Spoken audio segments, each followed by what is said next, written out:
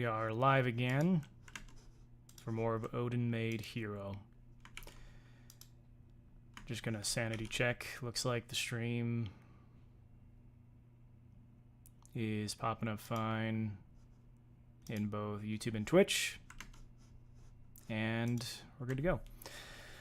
So we're just going to jump right back into where we left off. I was thinking about doing something a little bit different today, but I'm still not totally comfortable, and I don't want to change up the format right when I was just starting to get comfortable. So we'll just keep cruising along here and get done whatever we can get done. We left off starting the Q&A for day 28, where we drew a tile map, and so I'm going to go ahead and jump into the Q&A, and we'll see we learn anything.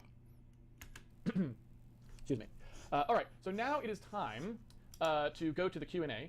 And yes, please make sure that you prefix your questions with Q:, so I can see them. And also, please keep the questions to what we've done on today's stream or stuff we did on previous streams, so that we essentially don't get too far off base with what we're talking about. So let's take a look here. Let us take a look at the questions.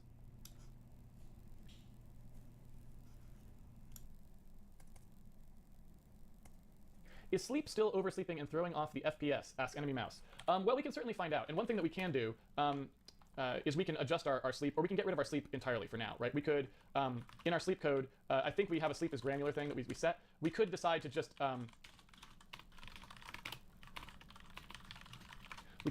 a CPU melter and say sleep is granular equals false. Hey there, Tosh. Long time no see. Thanks for dropping in. I'll go ahead and toggle over to the code. I do not think I ever implemented any of this sleep is granular stuff that he's talking about because I'm using SDL.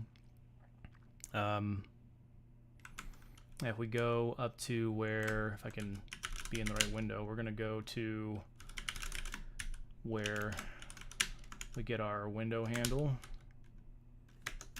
Really? That's it? What? Oh, okay, I see. So, yeah, down here, we create our window with STL, and we make sure that it's not nil before we keep on setting up all the things we're going to need for our game. But I didn't do anything with this sleep is granular stuff because I think it's kind of like a Win32 specific thing, and I didn't find anything analogous to that using SDL at the time. So yeah, there's no reference to any sort of sleep granularity here, but down where we do sleep, I think, yeah, here it is. So we just sleep until we do hit that target seconds per frame using an SDL call to this delay function here. And I could have done it just using a built-in sleep call, but I decided not to. I just figured I'll go with SDL since anything where he's using Win32 calls, I tried my best to keep it mapped to an SDL call, except where it just made way too much sense to use something built in to Odin's core library, like opening and reading files and that sort of thing. So not much I can do to follow him with this sleep granularity stuff. Let me get back to my chat here. Hey Wax, thanks for coming in. Gooby, you too. Strange words and numbers. I'm scared. Don't be scared. We're here to learn. We're here to discover things that we didn't know before. Because whenever you learn something, now you know something that you didn't know before. You know what I mean? I'm not going to lie. I have absolutely no idea what's going on and what I'd like to learn. I'm way too tired to follow along. I'll be here vibing for a bit. Yeah, I mean, if you have questions, I can do my best to answer them. But I'm obviously not going to have the expertise that Casey does. But I'm gonna be lost at plenty of points too. Like I'm kind of in the know at this point because this is my third time working through this point in the series. The first time I ever touched this series was literally like 10 years ago. around the time he had started it. It might have been like a year or two after he started it. And I worked up to like day 20 or something, and then I got, like I've said before, overtaken by events, and I couldn't make time for it. And then like 10 or so months ago, I started kind of playing with the idea, like, do I want to go back to this? It's a lot of work to have to eat through all this programming content and try and keep up. But I did, and it was great. And that was in a totally different programming language too. So I was learning the stuff that he teaches here just conceptually, but also learning a new language. And then I got this idea, like, what if I just stream myself following along, and also in another new language, because I had just found another new language that I was getting really excited about. And so here I am. I'm going to be plenty lost too, and I'm going to do my best to talk through things as I figure out what the heck is going on. But believe me, it's pretty dense stuff, man, but it's exciting because there's a lot of cool things to learn. Right. And at least for me, it doesn't get any better, unfortunately. That's without sleep, right? Because I believe now we can verify that sleep is not actually happening. If I go down here and set a breakpoint in the sleep code, it should never happen, right? Yeah. So basically, it's not sleep. And I think we kind of knew that it wasn't sleep because if it was sleep... I see, that's right. So he's like trying to figure out why he's getting an FPS of 0. You can see here that it's reading out that he has no frames per second, which is obviously not correct because the game is running and he's scrolling around his little yellow square.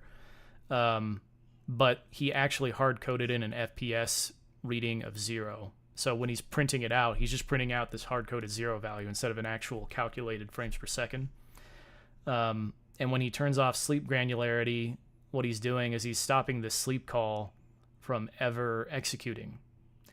So I have like that. I do have an analogous. I remember now that SDL.delay call is basically the same thing as this call that he's making here, but he turns it off to disable it. We still have ours active, and it's fine because this has nothing to do with the actual issue. The issue is again that he just hard coded that FPS value out to 0. Sleep, we would have seen that our millisecond timer is actually timing what happens in that case, right?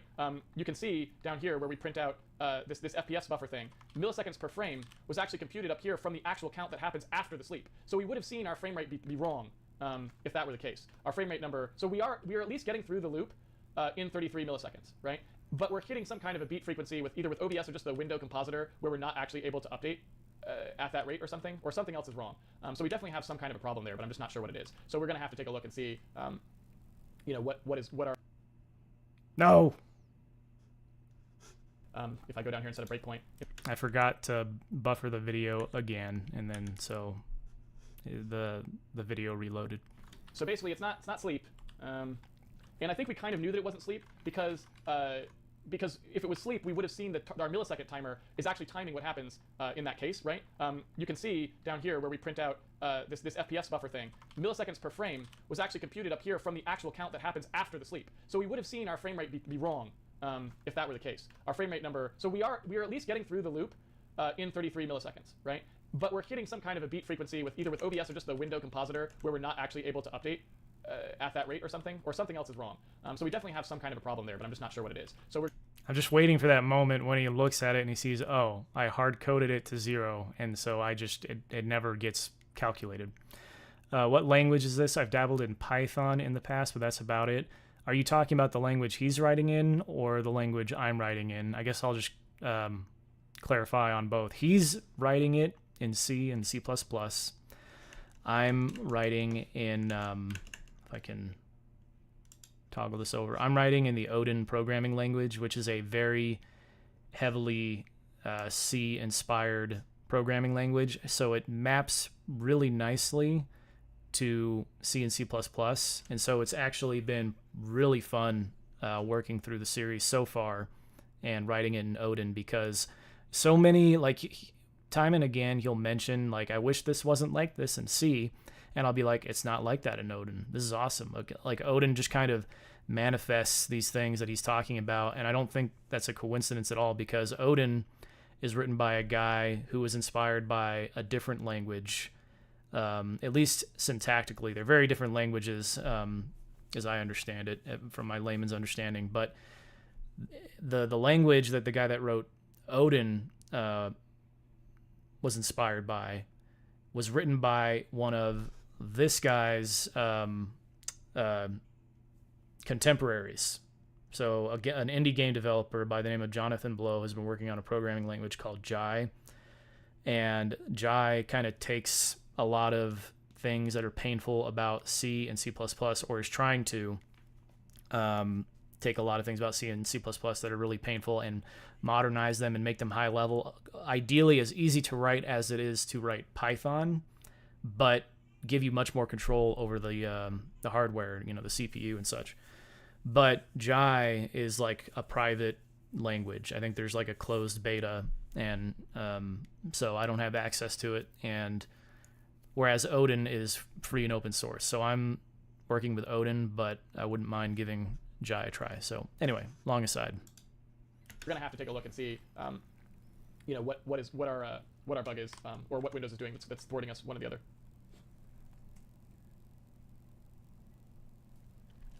It's bugged because you only set DT frame on one of the two inputs. Oh, did I put that in the wrong place? Ha! Awesome. Thank you for that catch. Oh, you're right. Oh, that's awful. That's not what that's not where I wanted to put that at all.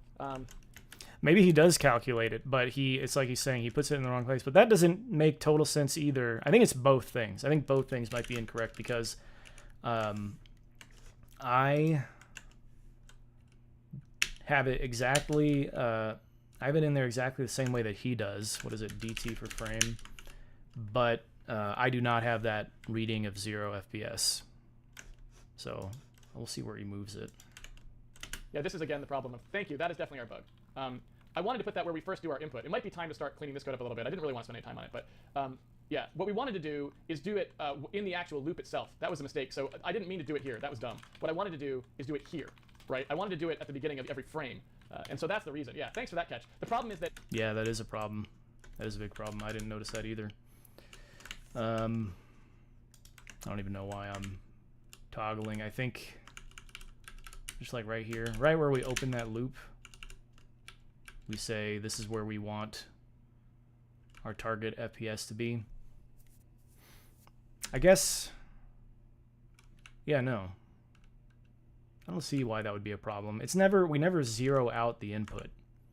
We zero out the controller, the keyboard controller for the input, but we never zero out like the entire input. We just kind of overwrite it and then swap it with the old input back and forth as we process the all the keys and buttons. So yeah, I don't think that's a problem. I don't need, like, why would that ever change anyway? I guess I'm not following here.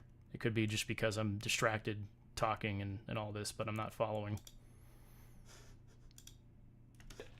I thought I was setting it every frame, but I actually set it just before we even entered the loop, right? And so one of our inputs was 0, so every other frame it wasn't updating, which is exactly what that's weird. You can sense when these things are wrong. So it was moving exactly half as fast, which is exactly what I felt like was happening. And my timing, yeah, so there we go. That's what I would have expected. Oh. It's still not the smoothest thing in the world, which I think is just an OBS problem, but that's much better. Thank you, Play Triangle. Okay, that's that bug. I get it now. Okay, so I guess because my frame rate was just that much higher, right? I wasn't seeing that. Yeah, now it's moving a lot faster. And I should switch over so you guys can see what I'm looking at. So yeah, this is definitely moving faster. I guess I just didn't notice the bug that he was seeing because my frame rate was that much faster. I mean, and it also did say that it was going out at 72 FPS. So I understand why it was happening now, but obviously that didn't fix his FPS reading being 0. But that's yeah. So I got confused. He was talking about a separate issue there. Whoops. Because if we back this back out to over here, and I mess with it, yeah, it's like just smooth enough to where it doesn't feel wrong. But I did think it was a little bit slow. I was like, man, it does seem like we're going pretty slow here. Yeah, and then that's interesting. Okay. I'm not exactly sure. Well, if we go into the game code, I can like look at this, right? Right, so, okay, that's why. It was not moving. Right, it was every other frame. There's no change to the player's movement because DT for frame is set to 0. So when we go to multiply it out by the change and the player's position here, then it's just adding 0 every other frame. Okay. Yeah, so totally separate issue. I got fixated on the FPS thing because it's related. You know, it looks like the FPS is wrong. The FPS is actually all correct. It's just, yeah, separate thing. So, yeah, that looks good. For Christ. I love that name, too. Play Triangles for Christ is, I mean, who wouldn't do that for Christ? All right, so let's see here. Let's go ahead and put that on there. So now that's more what we would expect. Okay, so that's good. Now we're good. Everything's better. I knew there was a bug. I'm like, something's busted. Thank you very much. This is the magic of the stream. Basically, the fact that there's so many people watching the stream totally compensates for my lack of ability to concentrate. It's like perfect. So that's good. So now we don't have that anymore. We can get rid of that too. Thank you. Garlinda Bloom, possibly we need to sync our refresh rate with the Windows vsync. Otherwise, Windows will just be tossing out some of our frames and causing jerky movement. Yes, that is absolutely happening. Unfortunately, I don't know of a good way to do that until we move to OpenGL or Direct3D. I wish I did, but I'm not sure really how to do that. There is a direct draw call that you can use, but I don't really know. I don't know how supported that is anymore. So once we move to OpenGL or Direct3D, this will be solved for us because they allow us to do that automatically, but I don't know how to do it until then. On the topic of the tile map size, maybe you could go for smaller size tiles, keep an even number of them on both sides, and use the 2 middle for the doors. Yes, we could. That's a good point. We could do that. But then are the doors... But that doesn't really help, though, because then aren't the top doors wider than the side doors? The problem is it's 16 by 9 is the display. So the problem is not how many tiles there are. The problem is that we have an odd number of tiles in one direction and an even number of tiles in the other direction if we want the tiles to be square, right? So I don't think that actually helps. All right, Tosh. Get some sleep, and you have a good one as well. I have been well. I hope the same for you. I hope everything's been good in your universe. Why you don't use any created before engines, like OpenGL, SFML, Allegro, XD, SDL. I feel like that's been answered so many times. It's because the whole point of the series is to build a game from scratch. I think you can get tutorials anywhere about how to load up, Unity and drop some stuff into it. And that's not very interesting because if you ever wanted to build anything that wasn't Unity, you can't. And you also have no idea what Unity's doing, so when you have problems, you don't necessarily know how to fix them, right? And all sorts of stuff like this. And you also don't have much of a handle on what things you do in Unity might do in terms of affecting your performance, all that sort of stuff. And so really the whole point of the stream is to show you all the things you don't see everywhere else. It's to do the opposite of what everyone else does, which is just grab as much off-the-shelf stuff as they can and just kind of cobble it together to make a game. This is the opposite of that. This is to make every last thing ourselves so we learn how everything works, and then you can decide what to use and what not to use out of other people's stuff. And when you do use them, A, you'll be able to fix bugs in them if you want, which is pretty awesome, or improve their performance, which is also awesome. Or you can just not use some of them at all. If you decide that something's crappy and you can do a better job, you can do it. And that's pretty important, because I don't think we're at the point yet these days where game development tools are perfect. Are you sticking with floats, or will you be changing over to fixed point? Floats. Fixed point is a bad idea these days. Hardware likes floating point and wants to do things with floating point. Fixed point ends up costing you a lot of operations. You can do things twice as wide if you do them in fixed, potentially, if you really worked it out, but I don't even think you can. I think you still need 32-bit because of shifting. Yeah, so I think you can't even do twice as wide. So I think you're basically always at a lose. You're going to lose performance by going to fixed point. So we're definitely not going to do fixed point because it's a real bad idea on modern hardware, I think. Wouldn't one expect 4 pixels per frame at 30 FPS to look a little jerky? Not really. Not really. And it does look pretty smooth now that we fixed the bug, right? Yeah, it looks pretty smooth. You can see a little beat frequency, which I think is because we're not on the, again, not on, you can, well, and you can also see the rounding, so you can see that when it rounds over. So when we get sub-pixel precision in for our drawing, that'll fix that as well, so that'll be a good thing, but yeah. I actually can't see that rounding. Have you heard anything about hacks? What's your opinion on it? I don't have an opinion on it. I know Daniel Ben-Mergui uses it to make Ernesto, which is a game that I like a lot, so obviously you can make a game in it that I like. I can tell you that. But I actually don't know even precisely what to look for when he's talking about that. That's all I know about it. Shouldn't Hero move 1 pixel per frame to stop jerkiness? No, okay, so I think we covered that. Let's see. Hey, Devil. Yesterday you discussed explorative programming. How do you compare that with the agile development process that's prevalent in software development? Are there major differences between the two? So agile software development is I guess what I would say about that is I don't know what people always mean when they say that, because I feel... Ooh, agile name drop. Here we go. I'm going to actually not get into a rant about this, because then I'm just ranting to myself, and that's not productive. I'd love to like start having conversations with people about that sort of thing, but I'm sure you know what I'm talking about, Devil, and you know what he's talking about when... Well, you know what... You have an idea in your head of what it means when somebody brings up agile software development, and he got a question about it. And I think he goes on to basically say that he doesn't have much of an opinion on it or something, or that, he's skeptical of it or something like that. But what do I not see? He was complaining about like sub-pixel rounding essentially, and like I'm not sure exactly what to even look for. Like if I'm looking at the game here as I'm running it, I don't know what that rounding. Somebody asked him about rounding, or he pointed it out himself, and I just don't know what to look for. I'm sure I could look it up, but I don't want to get too sidetracked here. Like there's different schools of thought on agile. Like, I mean, I don't know. I guess I would have to go read what the latest definition of agile programming is, or what you think it means when you say that, before I can really give a complete answer. Oh, great. Thanks, Windows, for letting me know. Play a sound when a notification arrives. I can at least turn that setting off finally. Well, we had a pretty good week of no dropouts. And then, well, except for Monday, where it was terrible. And then here we are 20 minutes in, and I get another dropout. So we'll see, as long as, that's just the one. But it could be another day where it's like every 5 minutes or so, I'm dealing with the stream cutting out. I don't know, because I haven't changed anything about the stream since I picked a specific server to stream to.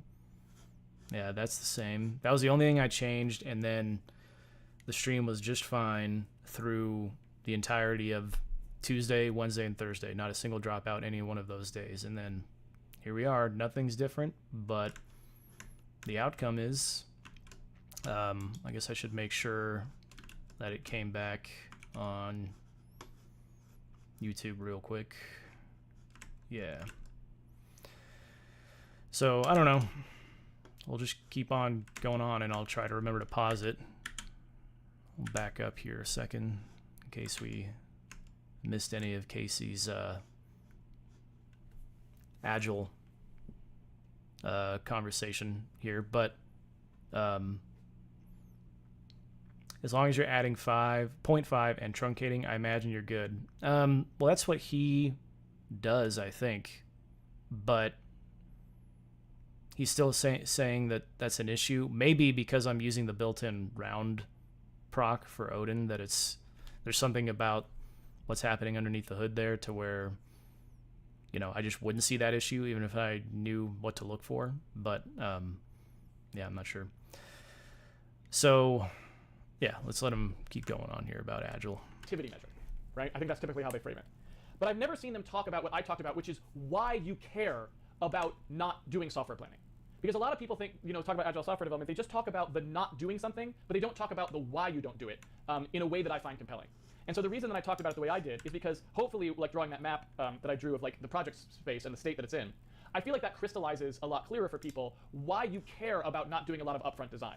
It's not because it's more fun or these other sorts of things, which you might say about agile development, or because it allows you to respond to things more quickly or that sort of stuff. It's more because there is no way to set the waypoints correctly for your map. If you could, then software planning would actually be very useful, right? And it's the fact that you can't set the waypoints is why it's not. So I don't know. So I don't necessarily know if I disagree with things in agile development or not, because I haven't read much about the latest discussion. Last time I read about agile software development, it was probably like 2001 or something like this. It was probably quite some time. Might have been even longer than that. But I read about agile development when it first came out, let me put it that way, which was a long, long time ago. And so I'm not really prepared to talk about the comparison too much there. All I would say is I agree with it to the extent with which it lines up with what I said yesterday. And if it doesn't line up with that, then I don't. People cling to it in some circles as though it's this, North Star, that if we're always trying to be agile, then we'll get to where we need to go. But the problem is it's always a moving target. And there's all of these derivatives of it now, extreme programming.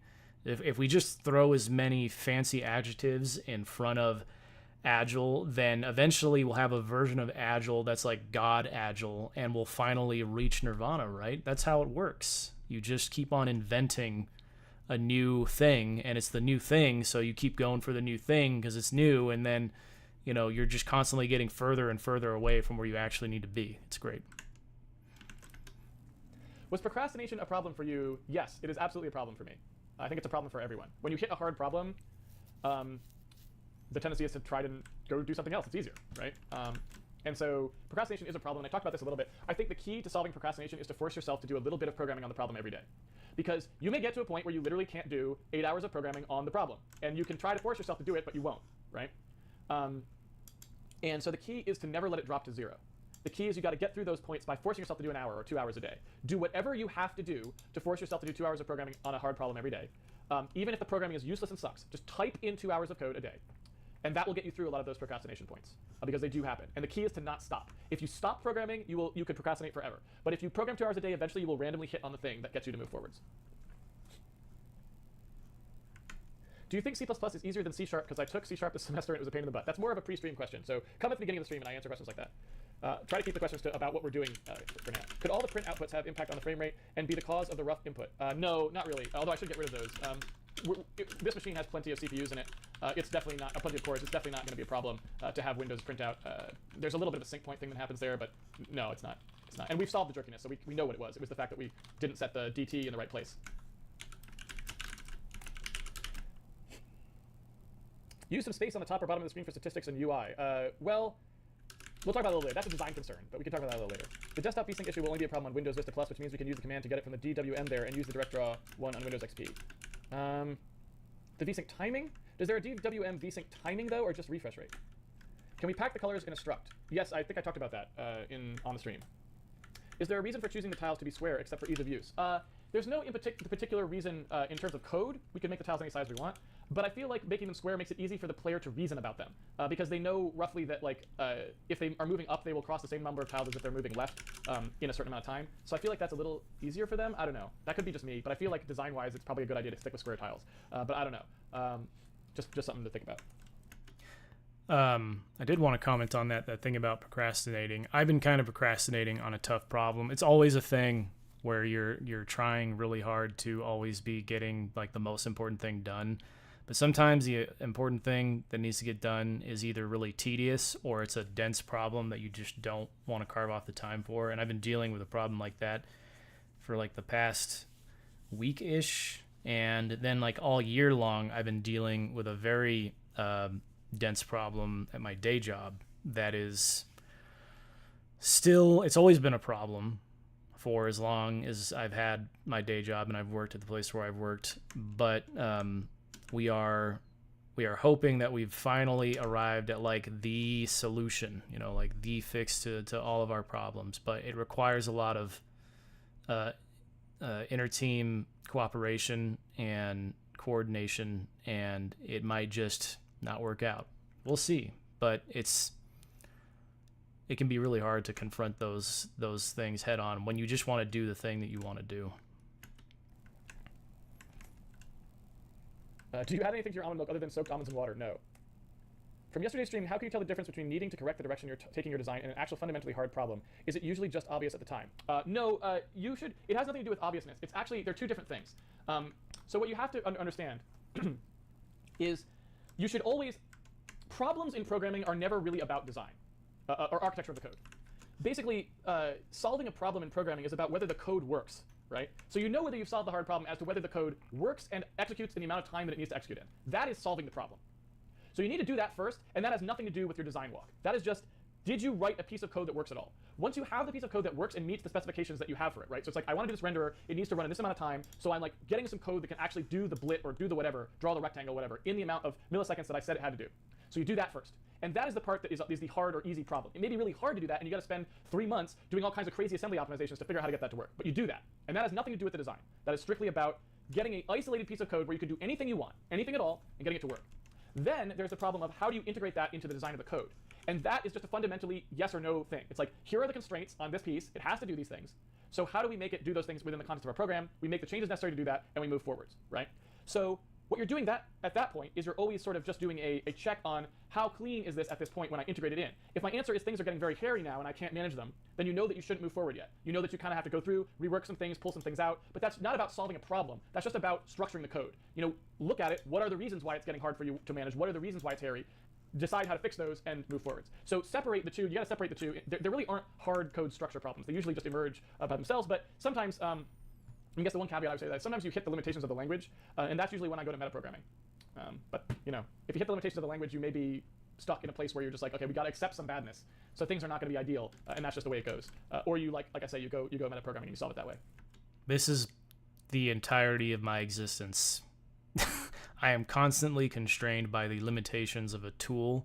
It's not necessarily a language. Sometimes it's just the constraints forced on me by circumstances that are completely outside of my control. You got DevOps over here, you got NetOps over here, you got security ops behind me, and they're all thinking of ways to be clever about how to get people like me to do our jobs a certain way that is in accordance with whatever mandate that they have to make things function a certain way. But I have my own prerogative to get things done, and I am operating inside of all these constraints, trying to make the way that I do work as efficient as possible, as productive as possible, because the more productive I am, the more happy I'm going to be, right? And this is exactly what I was referring to earlier with this really tough problem that I've had at work for a long, long time, which is just trying to get work done as effectively as I know it can be done, because I've done it that way, and to be able to affect change that makes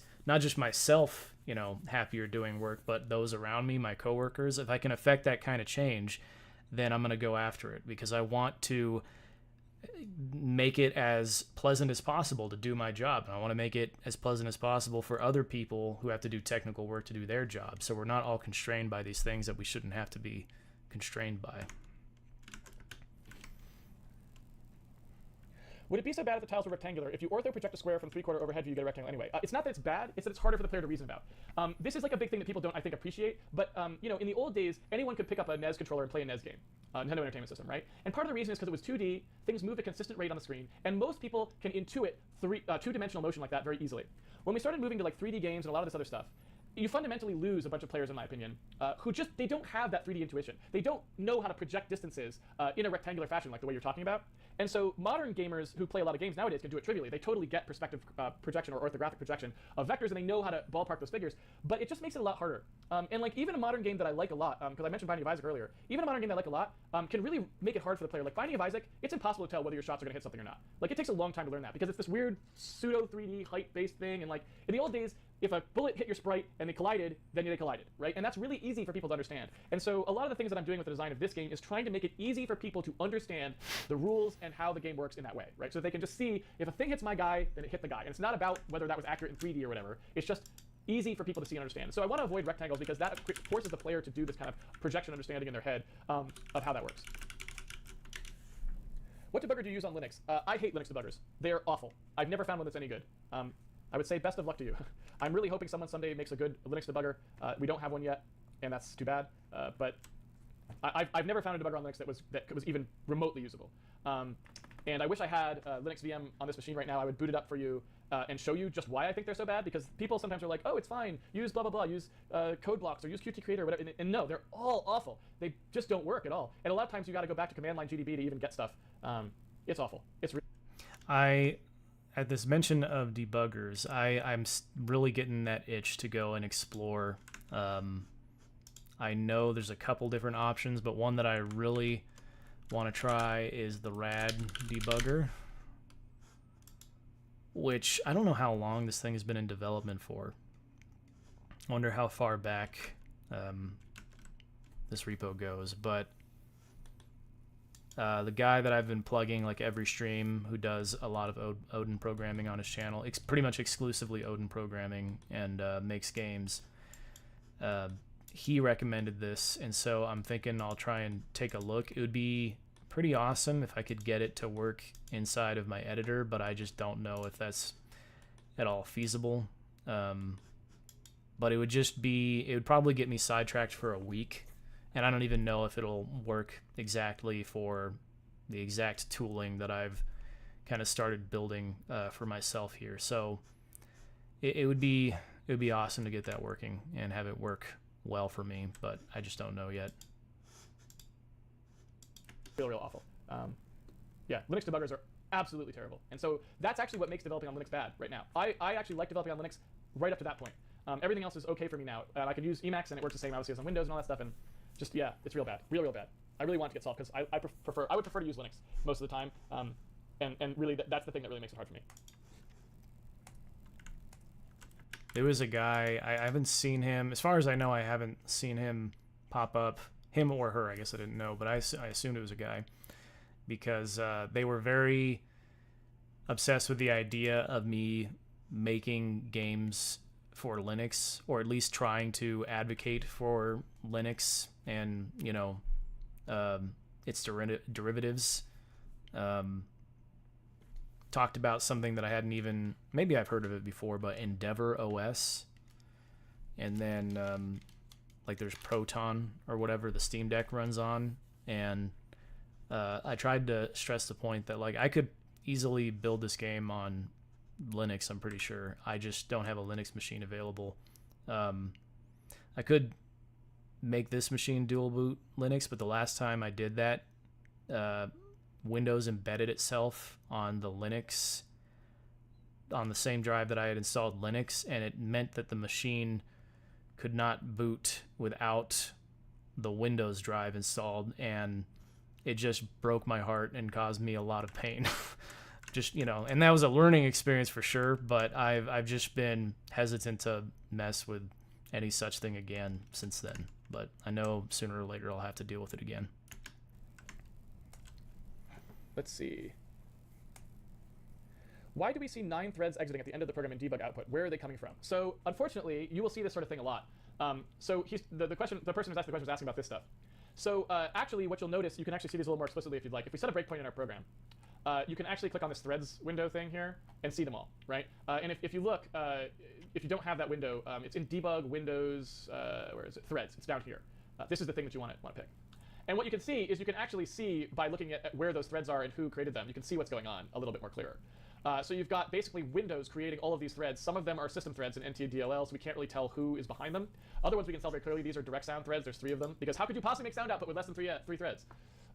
So they're there. And then MMDev API, I'm not sure what that is. I don't know if that's the multimedia service. I'm not sure what that is. Yeah, I don't know. I'm not sure. If you go here, you can see the stack a little more explicitly, but usually it doesn't tell you anything. Again, they're all like kind of nameless places. It may be that if you install, you can install NT symbols. There's a thing you can install that's like, let me see if I can find it. Windows debug symbols. So, okay, so this thing, right? If you follow the instructions on here, or if you install Windows Symbol Server or these sorts of things, you can actually get symbols for some of this stuff sometimes, where it will tell you what functions these threads are in. I don't know if that makes sense, but it would basically tell you what the function names were here. No, there's no multi-threading going on, not in the context of the game, but he's pointing out the fact that the debugger uses threads to do some of the work that it does, Microsoft Visual Studio. I am pretty sure I could use Visual Studio to do debugging, but I would rather not if I don't have to. So I'm going to probably try to figure out how to get that rad debugger working. But either way, I'll arrive at some kind of solution at some point. I just don't know when I'll take it upon myself. It would probably happen when I reach a really bad pain point, like in the actual productivity of like working through the series, where it's like, man, if I had a debugger running and I could just step through the code and see like why I'm not getting the output that I want, it'll come. We'll get to that point probably, but no. So up to the point where I've ever gotten in this series, which is like day 120 something, there's no threading even up to that point. But I know he's talked about implementing it for running the audio in its own thread, so that audio can be, you know, perfectly seamlessly updated always, and not, you know, get skips because, you know, the game code is taking too long to do its thing, and so the audio misses a frame or whatever. But I don't know if or when we'll get to that point where we're actually doing multi-threading stuff. Either way, I'll probably wind up wanting to build something that needs to use it. And so if you're really curious about what each thread is doing, install that symbol server and take a look at this window, and you may get a little more insight into it. So hope that helps. But those are the threads that are exiting. How many more hours required to get the Win32 layer to shippable quality? Oh. Well. So I guess what I would say is, if I was programming on my own, I would say it would probably take 2 weeks of time, maybe. If I was really programming seriously for 2 weeks straight. So I suspect it's going to take up a huge chunk. It'll probably take up 50 days on the stream to do a shippable Win32 layer.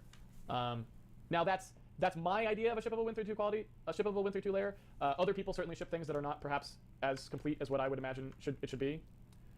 So you could argue that we could do it shorter. But when we actually go to do that shippable layer, it's a pretty big undertaking. That's why I didn't do it. That's why I didn't do it now, is because I felt like we would be sitting here for 100 days, doing nothing but Win32, and I didn't think that was productive. So I just did the minimum necessary to kind of get something up and running. So not the absolute minimum, but not much more than that. Are we locked into a tile size once we get going, or can we make that dynamic per level or per room later in the project? We certainly could make it dynamic. I don't think I will make it dynamic because I want it to be consistent for the player. Like I want the player to always see the same tile size everywhere. So I probably won't make it dynamic, but it's not a big deal to write the code to be dynamic. And we probably will sort of write the code to be a little bit dynamic in the sense that we'll probably be able to change the pixel size of the tiles at any time when we actually get there to that point without having really had to change any code. And so we will be doing a little bit of that, but I don't think I'm going to actually ever make the tiles change depending on where you are. I don't think I'll probably do that.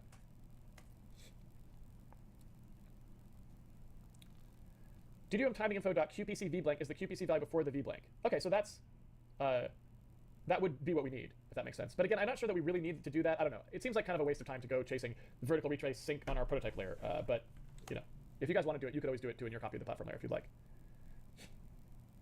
Let's see. Why do you not clean up your code? It will be harder to find bugs if you do not. Which code are you talking about that you would like to see cleaned up? Let's see. Your code is dirty.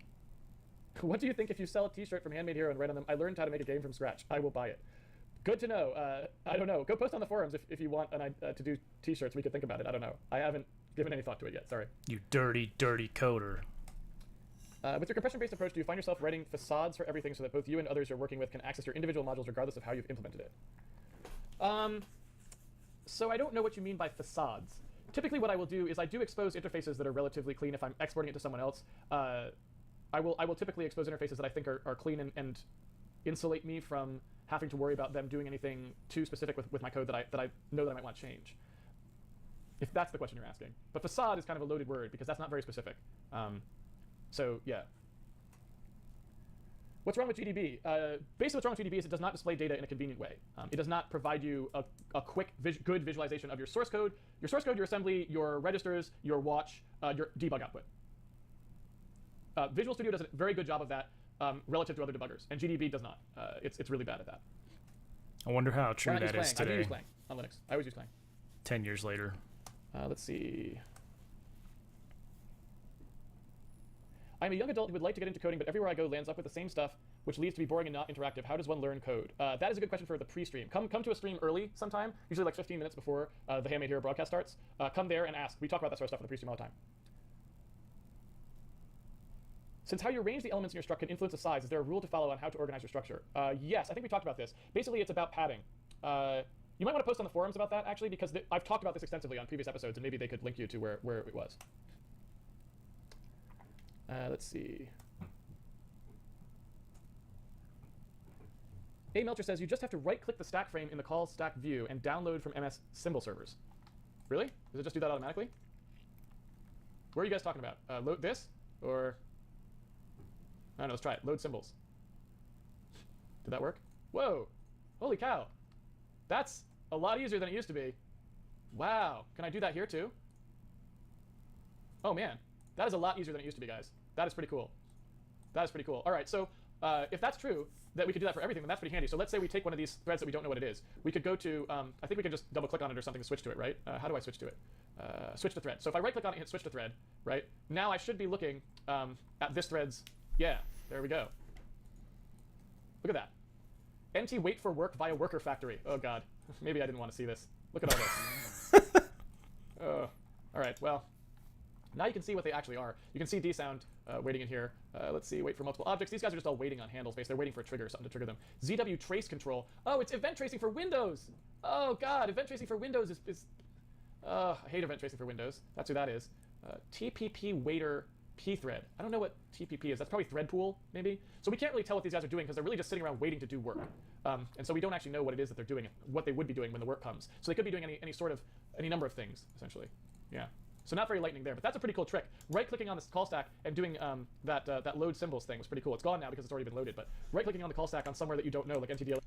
It's easier to learn Egyptian than to learn these Win32 naming conventions. Been staring at them for months, and I'm still like, you know, DLLT, PPP, pthread 32.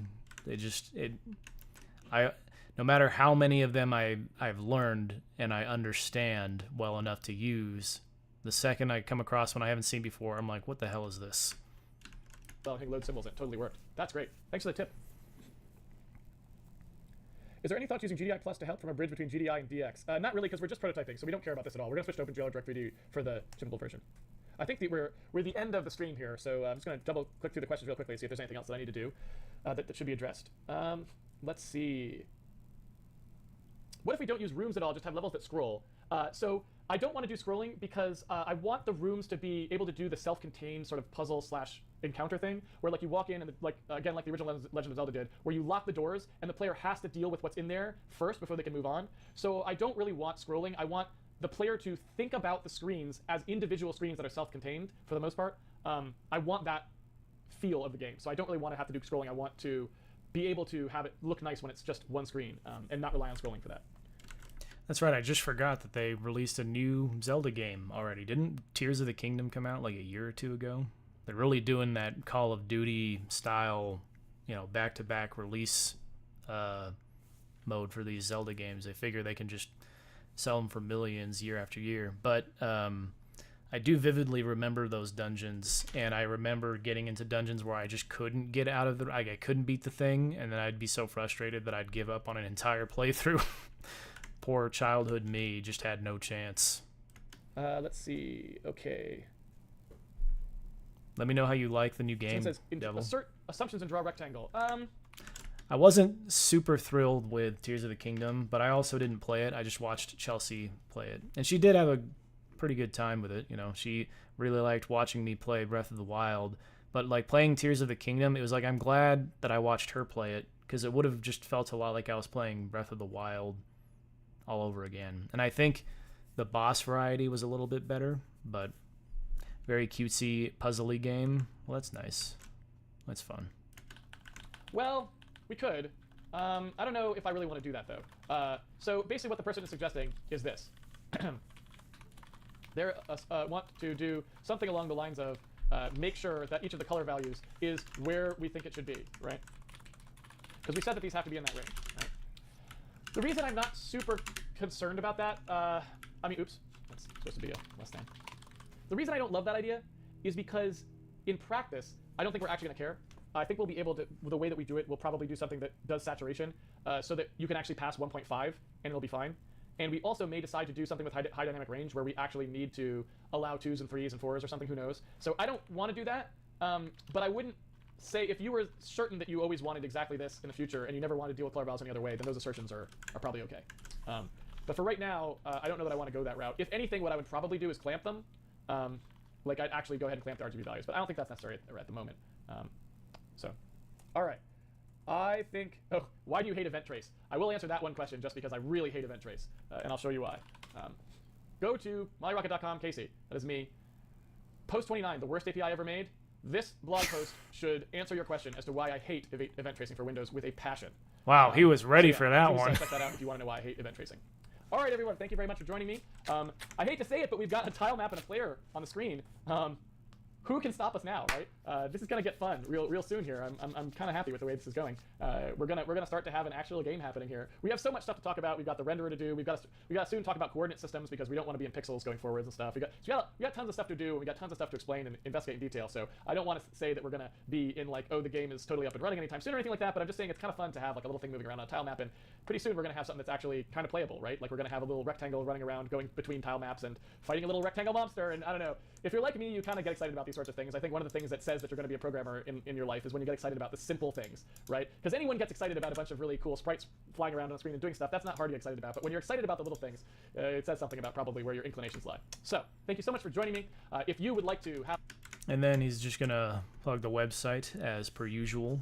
But sweet, another day knocked out. Took a little longer to get through the Q&A than I was really hoping, but maybe we can just cram through another day of coding. But there was one thing I wanted to look at again.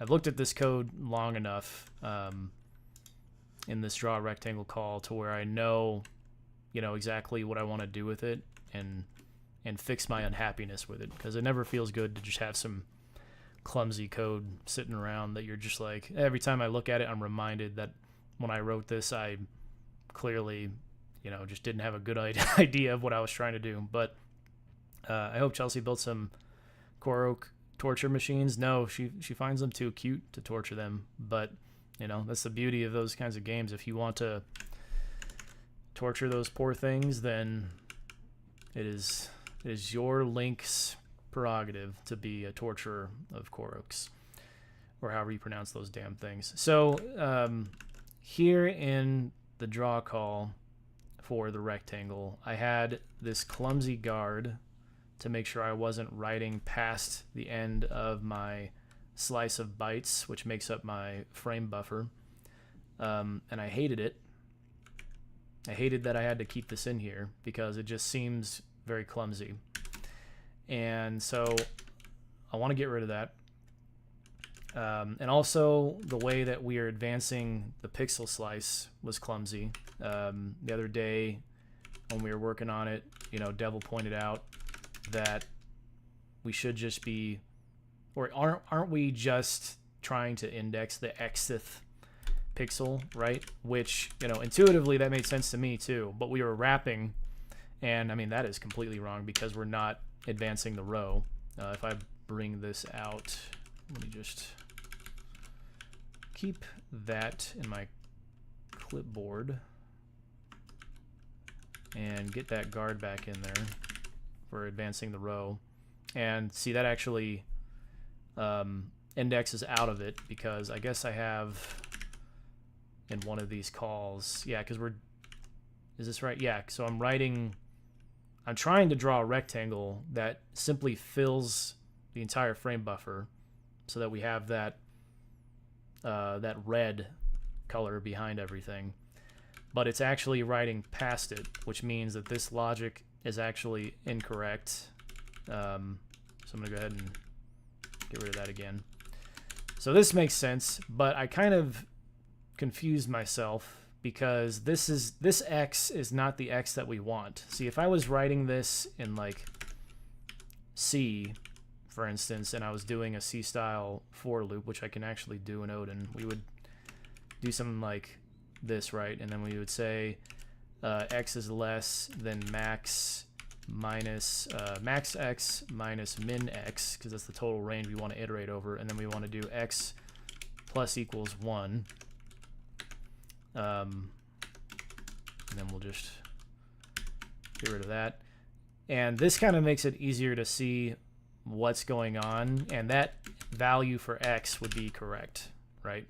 It's still not outputting the right thing, but that's, again, because I removed that guard. This is actually giving us the X value we want, and this is not, because I'm not accessing the index.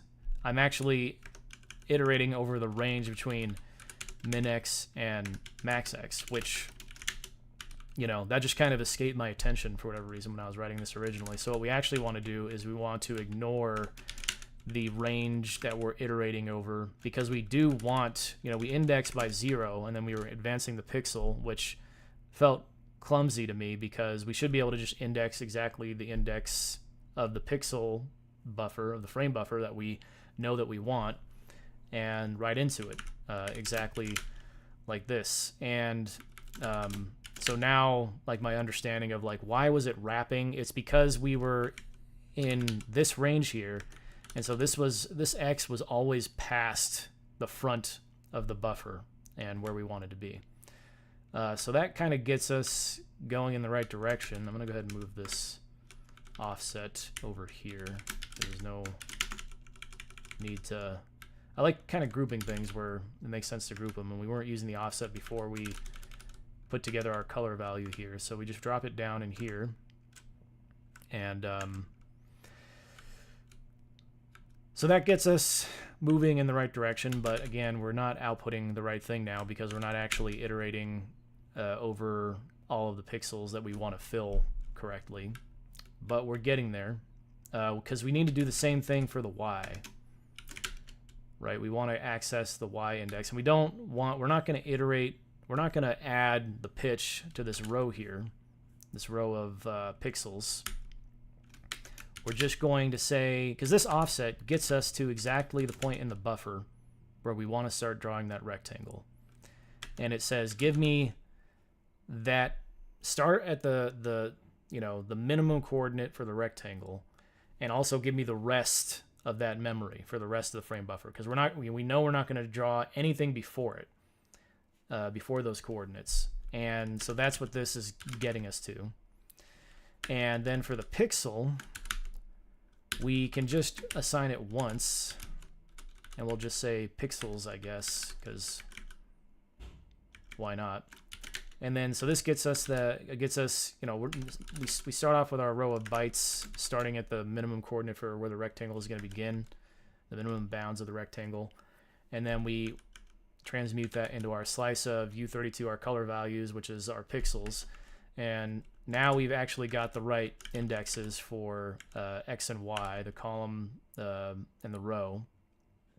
And so we're kind of getting there, because we want to go down, as we're iterating through this loop, we want to go down, to the Y-th row, right? And then go over the X-th value to the X-th column. But these values aren't quite right without going across the width. So this would be the same thing as advancing the pitch of the buffer in bytes, but this is the width of the buffer in pixels, right? I think I have that right. And this is pixels now. So I think this actually gets us what we want, and it just looks much better. And rather than like continuing to advance through that slice of memory and getting a new slice and doing it in this way that I've just been kind of conditioned to watching Casey do it, because he's doing all this pointer arithmetic, we can just go to the index that we know we want to go to draw the rectangle. And I think that works. Yep. So now we have our hideous purple tile map again. And this logic just looks much better. And I think I need to keep this guard here because, and in fact it needs to go up here now, if I'm not mistaken, because we don't, like if I were to leave that alone, it's the same problem, because we were declaring the row that we want to start off at. And in fact, I don't even know if we really want this value. I think I can just say, give me the slice of pixels starting at the offset at this place, at this offset within the frame buffer's memory. And so now we don't even need a row. But if I were to say, go down to that draw call and add 10 to the end of the width of the frame buffer, it actually works. So is that just because we're clamping that now properly? When we go, whoops. I think we don't need this now, because these values are all clamping it. I think the reason why we had it before, right, was, yeah, because we're advancing, right? No. Yeah, because we just do this one time. I'm not sure. Must have been amid some other changes that I felt I needed to have this guard here against going too far into the memory, into the slice, and then getting that bounds error. But I don't think we need that anymore. So we can just have this, and this looks a lot better than it did before. I feel pretty good about that. Accessing a 2D array like a 1D array is hot. Yeah, it just winds out working a lot better for performance reasons, right? So, I am right. There was a specific core oak. Chelsea said, James is right. There was a specific core oak that I thought was Uggo, and I like to push it off cliffs. So yeah, depending on how ugly or cute the core oak was, it got treated better. You know, had that. Some of them had that pretty privilege, and some of them did not. Okay, so yeah, I think this is looking good now. And yeah, we're clamped properly with this offset up here. It must have been before we did this clamping that added in that guard. So now we are looking great. Much better. So let's go ahead and make sure there's no oopsies in here. And then we'll commit this forever. No going back. And I guess I'm, whoops. I guess I'm outputting. Yeah, we'll just keep the FPS outputting there since I think that's what Casey did. And we are on day 28. I'm drawing a tile map.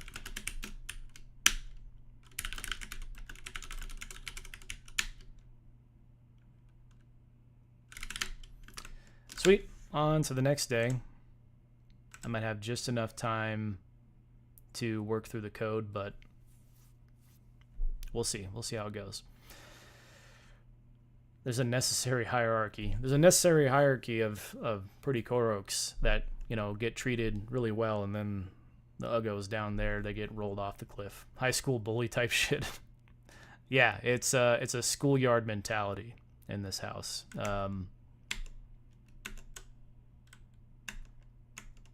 I'll refrain from saying anything else because I just don't want to come across as extremely conceited. All right, let's go. Day 28. Or 29, actually. We're going to start 29. And hopefully I brought this video up recently enough that I won't start refreshing the page because it needs to buffer the video all over again.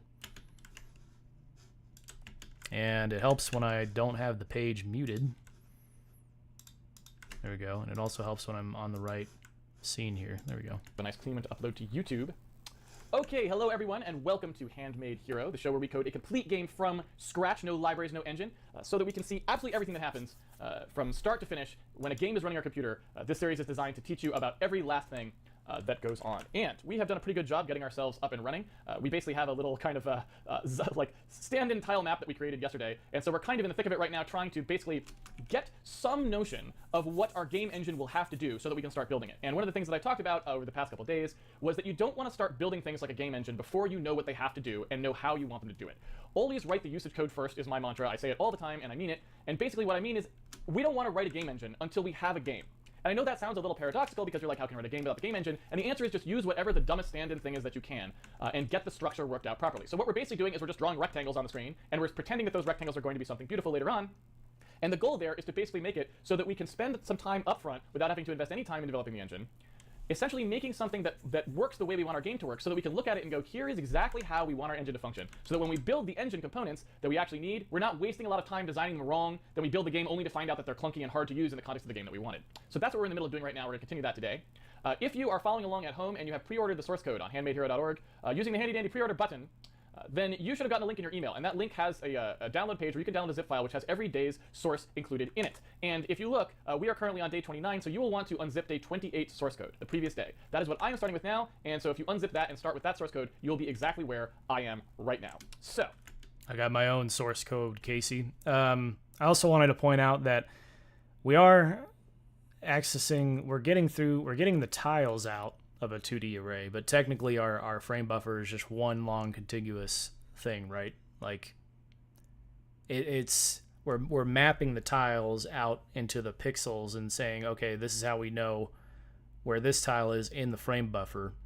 And I'm not saying this to as if you don't already know it. I'm doing this for my own edification, because if I can articulate this and make sense of it, then I know I'm understanding what's going on here. But yeah, you'll see a lot of the time, anytime that there's something like, even so, once we get into 3D world coordinates, he's still accessing it all in a one-dimensional chunk of memory. I'm going to use a slice because that's the Odin way, but Casey's going to use just a many item pointer or a multi-pointer, depending on how you want to think about it. I don't know if he even would qualify it that way. He would just think of it as a pointer to a whole bunch of data, and he would step through the data in chunks corresponding to the size of the things that he's dealing with.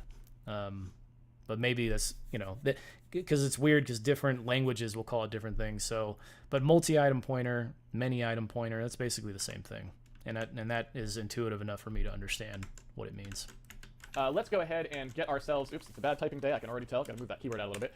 Let's go ahead and take a look at where we were, just so we can refresh our memory a little bit. We, at the end of last stream, had just gotten a little rectangle moving around, and here is our sort of fanciful little tile map that we had created.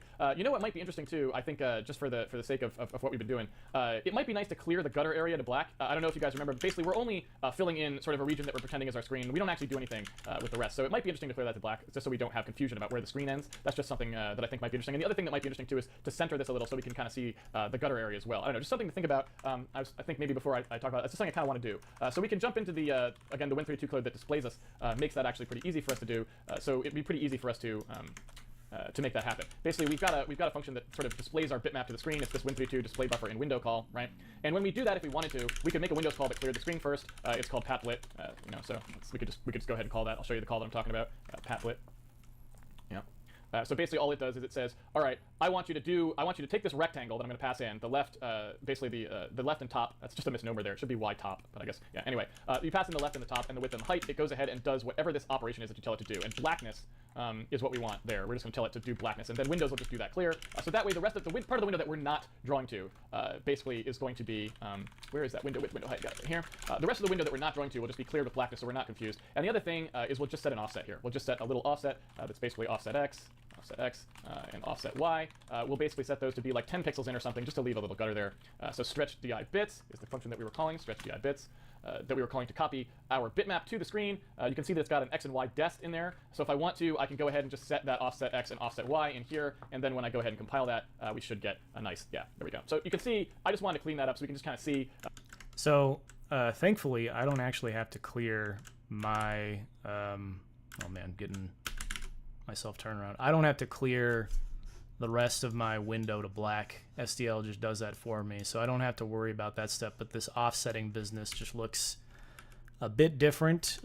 All I have to do is set my offsets in this window dimension struct that I made here, just for saying this is how I can easily, I guess I could name this buffer dimension, just so I can distinguish that this is what I'm dealing with here. It's not the window dimension, it is the buffer dimension. And I'm thinking that'll just get me right to where I want to be. And of course, I have other allusions to dim here. Yeah, so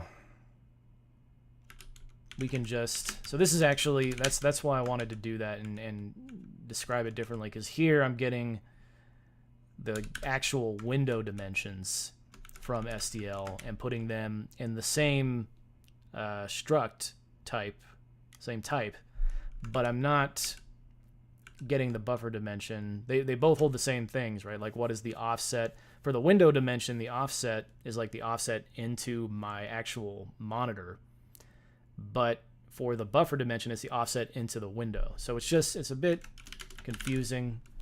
I'm still trying to make sure I understand that much, and I'm clearly doing something wrong, because that actually didn't work. So if I go here, why isn't that being used? Is it because, well, I'm not using the X and Y offset? That would definitely impact things. I see here.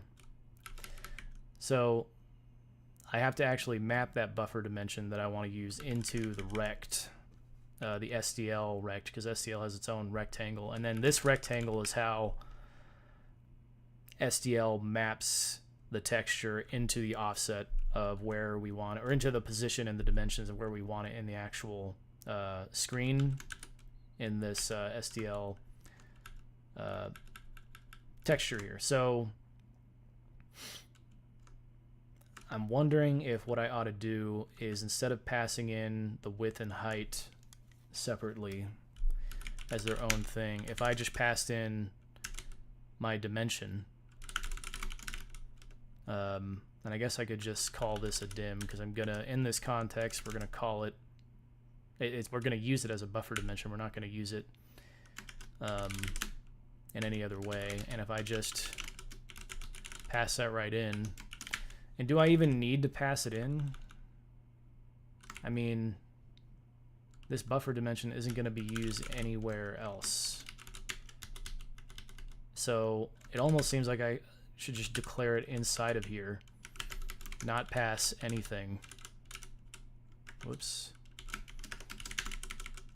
And then I can just use the dimensions off of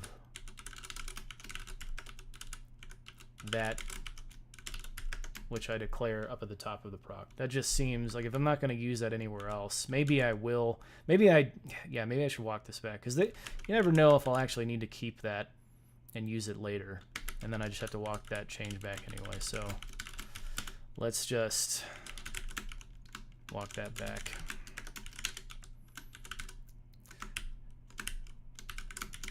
And we'll just pass in the whole buffer dimension by value, and we'll map it right into that SDL rect. I think that's right. Whoops, buffer dim. Yeah. So I'm just using this off of the buffer now to declare the rect. I guess I can just use it off of the dim, just to keep things consistent. It really doesn't matter. But I think, yeah, we do have an X and Y offset there. I gotta cast that to a c.int, and I'm missing a parentheses back there. Now I think we're good. Yeah, so now we're caught up with Casey. Not too bad. I feel good about that. Hey, Leprechaun, just searched for Odinmade and found your channel. Well, welcome aboard. I'm doing something which feels unconventional. I'm watching a series called Handmade Hero, and I'm learning as I go to do games programming from it. And in this series, Casey Muratori here is writing C and C++ to make a game from scratch. He started it like 10 years ago. If you're familiar at all with games programming, there's a good chance that you've heard of it already. He kind of pioneered online games programming content for a lot of people, and I've been really excited about Odin lately, and so I'm just translating it right out of the code as he's writing it. And so I'm still getting the hang of this. It feels like it's going okay so far, but I'm hoping I can really hit a groove here where we're just working through these days one day at a time, because he does a whole Q&A at the end of each programming segment, and sometimes, you know, the episodes will just go on for a bit longer, and so it's never going to map perfectly day to day, but I'm going to try and keep it that way as best I can. I am really enjoying Odin. I wrote Zig for about 9 months or so, actually doing exactly what I'm doing now in Odin. I was watching the series and just kind of learning Zig as I went, kind of translating it out of the C and C++ as Casey was writing it. I enjoyed Zig. It definitely was fun to just get back into that kind of lower level programming again, but I would feel a lot of friction with Zig in certain respects, depending on the kind of problem space that I was working in that particular point in the series. And so I would say that, like, I could easily keep writing Zig, but I just, once I started dabbling a little bit in Odin, I was like, oh man, this is awesome. This actually addresses a lot of the pain points I've had with Zig, specifically for the way that I'm, you know, going about this. And so I would say that I'm enjoying Odin more than I enjoyed Zig, but I found plenty of reasons to like both of them. It's just that Odin is really checking a lot of boxes lately. So I'm just going to keep on hammering on it for the time being. What the actual display is seems like a good idea to me, and then we can go ahead and go from there. Okay, So what we did yesterday is we sort of made a little our little yellow whatever you want to call this here, our little yellow rectangle, and he kind of walks around. We were trying to verify as well, and I guess I'll double verify that just because we were mentioning it before. Verify that we are hitting 30 frames a second, so that we know that nothing weird is going on. Pretty soon, hopefully, we'll get a chance to write some debug code that makes it easier for us to always keep an eye on all this stuff. Right now, we have these kind of crazy printfs that are going on here that we use to verify some things, and I'd like to get out of the business of that, but we're not quite there yet. Baby steps, one thing at a time. But basically, we verified that we were running at 30 frames a second, and we verified that we could do some simple stuff like move a guy around. And so now what I want to do is I want to just take go a little bit further, and just say, let's get the basic thing working of, let's have this little yellow, our little yellow rectangle here, let's have him actually bump into stuff so that when he hits the edge of the tile map, right? Let's have him stop, right? So that he doesn't sort of collide with things. And then let's also go ahead and make something so that when he exits out through one of these doors, he actually goes to the next tile map. That's a pretty basic set of things that we should do. And let's just go ahead and do that, because I don't think that'll be too difficult to do. So, because those are the sorts of things, again, that we have to kind of see how they work so that we can start to build an engine around these things. All right, so... See, I get myself so confused that I think that he is confused about why he's getting an output that he doesn't expect, but he's actually trying to figure out a different problem, which was that, like, the frame was not changing the delta of the player, that little yellow rectangle in every frame, because of where he had set the target frames per second, and it just turns out that he wasn't even paying attention to that FPS. He was paying attention to the actual FPS of what he perceived he was seeing. Oh, man. So let's take a look at what we've got here in our code. Because I think he knows. We just slammed in, and I think I said. I assume he knows that he's hard-coded the actual output of the debug there to 0, or maybe not, because he seemed confused when he was looking at it when he enabled the print debugging of the FPS out to the console there or whatever, and it just seemed like he was confused when he saw that it was outputting 0. So maybe he still. Maybe he realizes it now, or maybe, I don't know, maybe the whole time I was confused. I bamboozled myself. Yesterday, very clearly, we're just doing exploratory code here, so you want to just do the simplest possible thing. Don't overcomplicate anything. Don't think about code cleanliness or any of these other things. You just want to get the simplest thing working and then build up from there. No, make it neat. Okay. Clean code or die. What I want to do here is I want to figure out some way when I move this guy, right? Because I've got a call here, this call right here. I essentially have something where I'm moving the player around, and I want to know whether, when I do this move, I want to be able to say if the move is invalid, right? If I would have moved into an area of the tile map that was occupied, I want to disallow that move from happening, right? I do not want the player to be able to go somewhere that they shouldn't be able to go. And so in order to do that, I need to look at the tile map, obviously, so I'm going to go ahead and put that tile map up there. But really what I need to do is I need to know for a player X and a player Y, I need to know whether the player is, where that X and Y is relative to the tile map. Because if you think about what we've got, right? We've got this tile map on the screen where the tiles themselves occupy several pixels, right? So the tiles and the pixels are not the same. And so what we have is we have a pixel location of the guy, and we want to map that pixel location. Like, let's say the pixel location is here, and this is the tile map coordinates, right? Or something like this. We need a way of saying for a particular pixel location of the guy or a player location of the guy, we need to map him into where he is in the tile map, right? So I want to be able to pick that and go, oh, that's 3, 3 in the tile map, so that I can see if that location is occupied in the tile map or not, and stop the guy from going there, right? So let's go ahead and see if that's true. Let's go ahead and write something that will sort of do that check. Basically, we'll say, okay, let's see. I need to basically compute player tile X, and I need to compute player tile Y, and those are going to be computed off of these values. Now, I know, and I gotta move these up here too, I know that our tiles are this wide and this high. I know that they start here and here. So the first thing that I need to do, right, and I guess I should do this on the diagram so it's clear, we know that right here, that upper corner is given by upper left X and upper left Y, right? So what I want to do is I want to turn whatever the player's position is into something that's relative to that first, right? I want to make it relative to the minimum X and Y of the actual map. So what I want to do is I want to subtract whatever their position is from this position, because that will give me the distance along X that I would have to go to get to where they are, right? Which is like that, and then the distance along Y as well that I'd have to go to get to where they are. So that is what I want to do first. And again, those of you at home who know all sorts of things like vector math and that sort of stuff, don't worry, we are getting to all that stuff in coordinate systems, but I'm just trying to go through this from first principles so that everyone can see how we get to the final stuff that we want to do. So what I want to do is I want to make it relative to that. Right now, it's relative to the screen, right? We're talking about drawing the player at player X and player Y. If you remember, we computed where we were going to draw them. We computed it off this. So these are basically pixels. But we can't use pixels. We need to use map coordinates. And so the first thing is to make it relative to the origin of the map, right? Okay, so we do that. We say, let's go ahead and subtract those upper... I saw somebody pop in here. Actual Owen Wilson. If you're actually Owen Wilson, that's incredible. If not, either way, welcome. Oh, baby, you doing game design from scratch? Nice. Not quite. There's not a whole lot of game design happening, but I am trying to learn games programming from scratch, and it's I've still got a lot to learn, for sure. I'll say that much. But yeah, we're writing alongside Casey here and trying to learn as best we can from his Handmade Hero series. And I'm still kind of figuring out the flow and format of the stream, but so far I feel like I'm having fun, and that's what matters. So let's keep going. That position up here again, upper left X, upper left Y, right? So I'm going to go ahead and subtract upper left X, upper left Y, and that will give me something relative to the corner of the tile map. Then what I want to do is know which of these buckets it falls into. Does it fall into the first bucket, second bucket, third bucket, right? And that is just a simple divide, right? If you imagine that this right here, right, is the tile width. Each one of these is one tile width. If I want to know how many tiles over I am, I just have to take his x coordinate and divide it by that tile width, and it'll tell me 1, 2, 3, 4, right, if he's there. I do have a link for that video.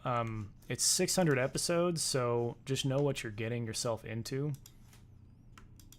He actually had a whole website, but he just put the series on hiatus, but that doesn't mean that there isn't plenty of good stuff in there to learn from. If I can figure out... Whoops.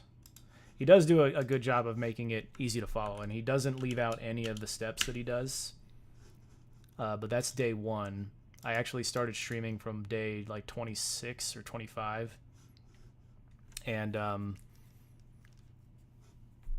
that was because I just wanted to get through the platforming stuff and get right onto the game code. And I'm also writing it in the Odin programming language, which is a little bit different. He's doing it in C and C++. Now, there's a lot of back and forth. He's going back and forth between this diagram a bunch, and it's throwing me off. But it's going to give me a fractional value, right? So basically, if I divided where he is here by the tile width, I would get some value less than 1, right? Because it doesn't hit 1 till it gets to here, right? So if I were to truncate that value, remember we talked about truncation, where on the number line, right, you've got wherever you are on the number line, you go back to the next lowest number, right? If I were to truncate that number, that would give me the correct tile slot, 0. If I go over here, right, then if I were to truncate that, it would drop me down to 1. As soon as I go over this boundary, I'll start dropping back to 2. As soon as I go over this boundary, I'll start dropping back to 3. And as soon as I go over this boundary, I'll go to 4, right? So all I really need to do is divide by the tile width and then truncate, and I get which slot I go into. And I can do that for X, and I can do that for Y, and figure out where in my tile map I am, right? So if I divide by the tile width, and I divide by the tile height here, right, which happen to be this... I gotta get myself back oriented over here. Okay. Get caught up a little bit. You want to take the game states player X and Y and subtract these, and upper, how is that not declared? What am I missing? It's because, did he move that declaration up here? I guess he must have, huh? Oh yeah, he moved the whole declaration of the tile map back up above all of that. Did he move the player code too? Or the player... Yeah, all the player attributes here.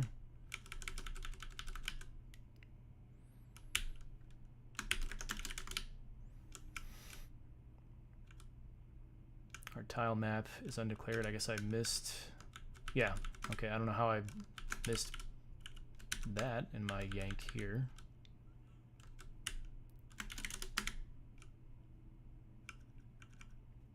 Is that right? Does that look good? I don't know how I missed that. It's too easy to get distracted from exactly what he's doing on stream, but thankfully I can pause him and get caught up. Same, but I'm going to do the math as if they weren't, just so we can always decide to change rectangular tiles at some point if we really wanted to, right? Oops, Emacs, a little over.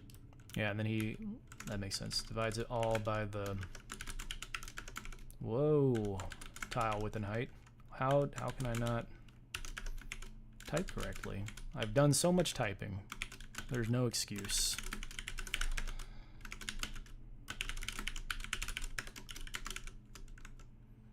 zealous there. And then I go ahead and do that truncation. So I'm going to go ahead and do the truncation here. So we'll go ahead and truncate. Now you notice I'm not rounding, right? I am not doing a round. I'm doing a truncation. And one thing that we might do too, this might be nice. Let's go ahead and do this. Let's call truncate real32, right? And that truncation just does this exact thing without the rounding, right? Makes sense? So I'm going to go ahead and actually do it that way. These should all be inline, by the way. There's no real reason not to do these. I wonder if it makes sense to call math.trunc here.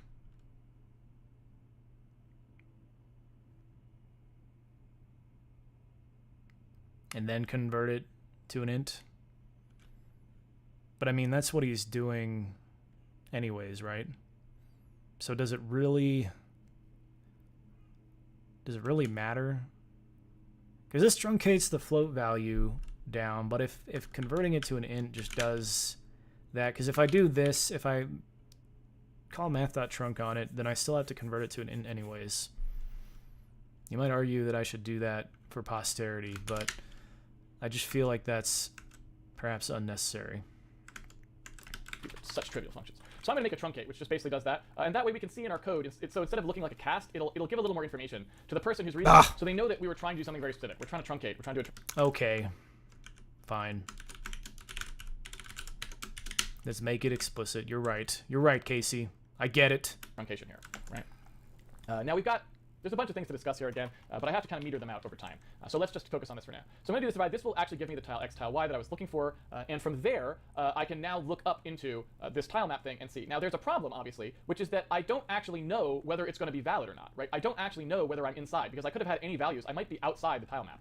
So one thing that I probably should do is I should start off by saying, okay, and you know what? We also are trying to do a check here, so I want to do this. There we go. Okay. What I want to do is basically compute a speculative value. So whatever the new player y and the new player x would be, right? I want to do those and then check those before I actually commit them to be the new player. Right. We don't know if it's a valid move, right? Because we bump into something. We ought not to do that. Yeah, so this gets replaced with new. And we're going to say that we're instantiating this thing.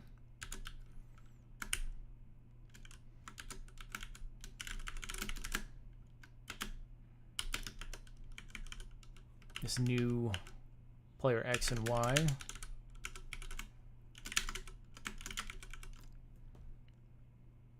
And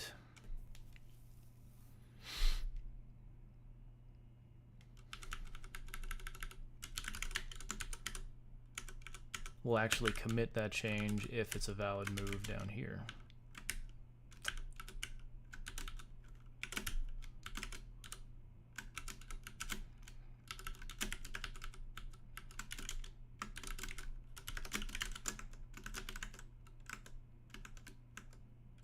Location, right?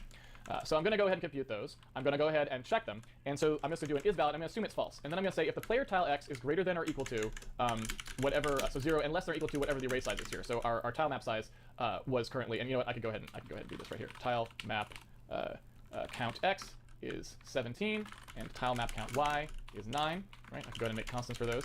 So here's the tile map count x, x, and here's the tile map count y. There we go.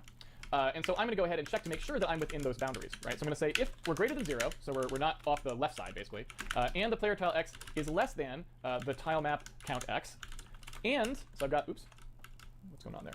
What's going on there? What did I do? Why are we not matching? Emacs. Never ceases to disappoint these days. Okay, that was just an Emacs. It's got bugs and how it thinks that it thinks you're opening a template, and it's awful. Anyway, okay. So there we go. Player tile y, that's the tile map count y, and there we go. So we're just going to see if these are within bounds, right? And if they're within the bounds that we're trying to, that of our tile map, we can now look up in the tile map and see whether the tile map is occupied, right? We can see whether there's a 1 or a 0 in there, right? So is valid, right? In fact, well, we can just do it explicitly too first. We can say tile map value is going to be equal to our tile map right here, and using the lookup that we actually just computed. So player tile y comes first, because again, these are in sort of inverse order. I'm going to catch up with him here real quick, just make sure I understand what the hell it is I'm doing. So we want to make sure that our tiles that we're saying the player is on, and this has to be new player X and Y, right? Yeah. We want to go off of the tiles that the player is trying to get to. We still haven't determined whether they're allowed to or not because there's a wall there. And we want to make sure that each of these player tile values are obviously not negative, but also not outside of the bounds of the tile map. And I think that looks about right. And the tile map value that we're going to pull out of the tile map at player tile Y and player tile X determines whether or not we have a wall. And I think that's good. Look up the way that C's array syntax is this is the least significant part, and this is the most significant part of the sort of the indexing into the array. So we want to look this way for X. That's this is X here, and this is Y, right? Okay.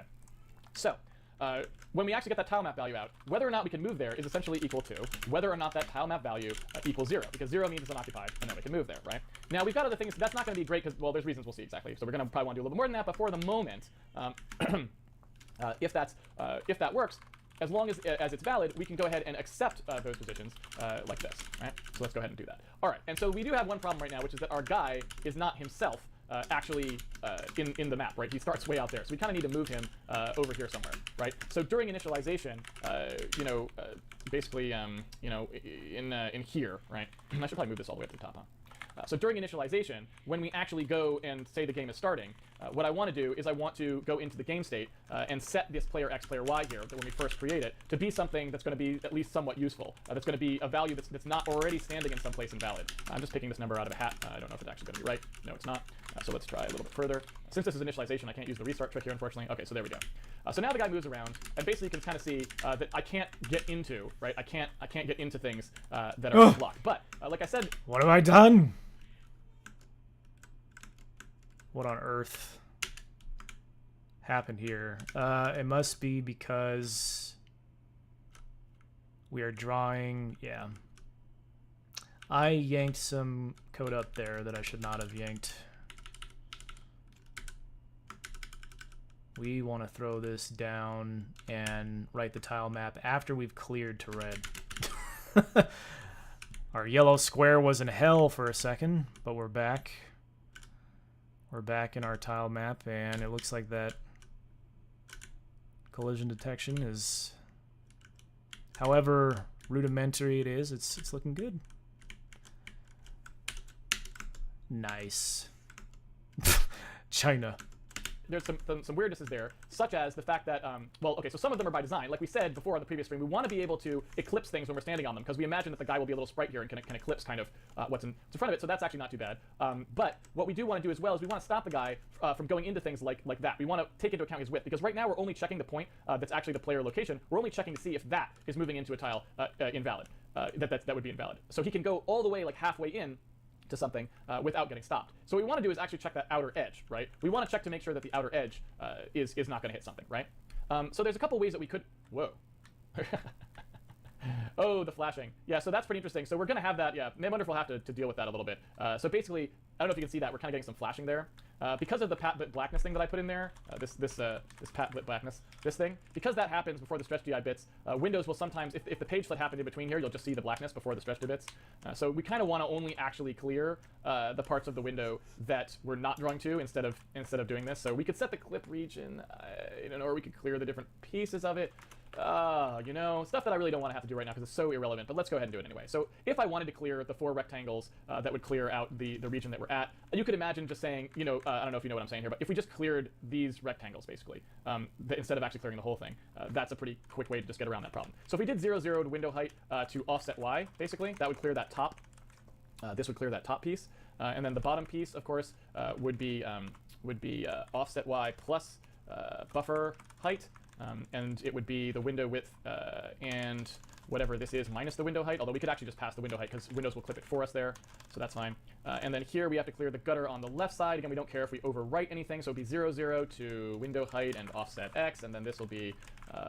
It feels pretty good to just not have to deal with this stuff because I'm using STL, and STL just kind of gives us a clean black slate to start drawing our buffer onto, which is nice. Offset X plus buffer width, and that'd clear all the way to there. Okay, so but you can see like what he's doing here, right? Is he's blitting to black everywhere outside of the dimensions of the buffer, which is just, it's like a thing that's like, why would I even have to do that? I remember having that sensation when I was watching him do this part. I was like, that's just so nasty that you have to do that. But it's just one of those pleasures of programming. Sometimes you have to do something silly just to get the thing that you want to work. And in this case, he doesn't want that flashing because it'll clear the whole thing to black every so often and not have enough time to also draw the tile map in there. So this is just complete nonsense that I've made here. Is that right? Yeah. I think that's correct. I don't actually know. Window width is not a member, right? It's just width. So yeah. So all I was trying to do there, and I think I did it right. Again, I don't even want to go into detail because that was just randomness. So yeah, that looks right. So all I tried to do was just basically clear this rectangle here, this rectangle here, this rectangle here, and this rectangle here, right? So that we'd never overwrite this and get that annoying flashing. That was literally all I just did because it was going to annoy me, so I decided to get rid of it. All right. So anyway, we're colliding with the tile map now, and we just want to do a little bit better job. Again, we're going to have to work. We're going to have to do stuff way better than what we're doing right now eventually. But again, just to sort of try and build up from first principles, I'm just showing you the stupidest possible thing that you could do, right? All right, so let's try and at least make it so that when we hit the edges that we stop. So what's the easiest way to do that? And this is, I'm hoping this leads kind of conveniently into what I wanted to talk about, and I think it will, as far as this issue is concerned. So if we start to look at this, right, what's a real easy way, if you just think for a second, what's a real easy way we could fix the problem that I was just talking about? And I'll go ahead and bring this back up again. So I'm talking about this problem. I've got this guy, and he runs into the wall, right? And I want to stop him here, but he runs in that far, right? And the same happens on the other side, right? So what's an easy way that I could make it so that that stopped happening, right? What could I do to prevent that? Well, one really simple thing we could do is to just check, because we already wrote the code to check up one point against the tile map. I could just check the 2 other points, right? So that'd be real easy to do, except for the fact that I got to cut and paste all this code, right? I got to cut and paste this whole thing. So it would be nice, right, to pull this out into a thing that just checks a point in the tile map, right? That would be pretty handy. So that seems like a pretty good compression to make here, just to start with. It seems pretty obvious. If I want to check multiple points, let's just make a function that returns this is valid for the point, right? So let's go ahead and do that, and let's see where that leads us, right? So I'm going to go ahead and make a function here that just says is point, let's say, occupied, or something like that, right? I don't know, something like this. Or maybe is tile map point empty, right? So what I want to do is I want to say, all right, I'm going to take in now whatever this x and y is. So it's a test x and a test y, right? I'm going to take those in, test x and a test y, and I want to return whether or not it was empty or not, right? So is it empty? If it's empty, I'm going to say that it's not empty, and then we'll see if the tile map value equals 0, then we'll say that it is empty, right? And I'm going to return whether or not it's empty, right? Does that make sense? Pretty straightforward there. So you can see if I compile this, we've got problems, though, relatively obvious problems. And that is that there's a bunch of data about the tile map, and that data isn't really easy to pass here. Like, let's say I'm going to need the upper left, the upper left x, the upper left y. I'm going to need the width and the height of the tile map. I'm going to need the tile map itself. So you can sort of start to see, this is an indication to you, again, when we're talking about architecture, this is an indication to you of what things go together in terms of what you will want to pass around, right? And although in this case, maybe you could have guessed these things, it is always easier and always more accurate to let them come about in exactly the way that they just did, right? Okay. We don't have to do any guesswork. We basically know that functions like this are going to do math on the tile map, right, are going to need these exact things, because they won't be able to do any math without it. They're going to need, well, you know what, I've got them defined right here, right? They're going to need all that stuff. The upper left x, the upper left y, the tile width, the tile height, right? They're going to need that. Got to jump down and pull that stuff out.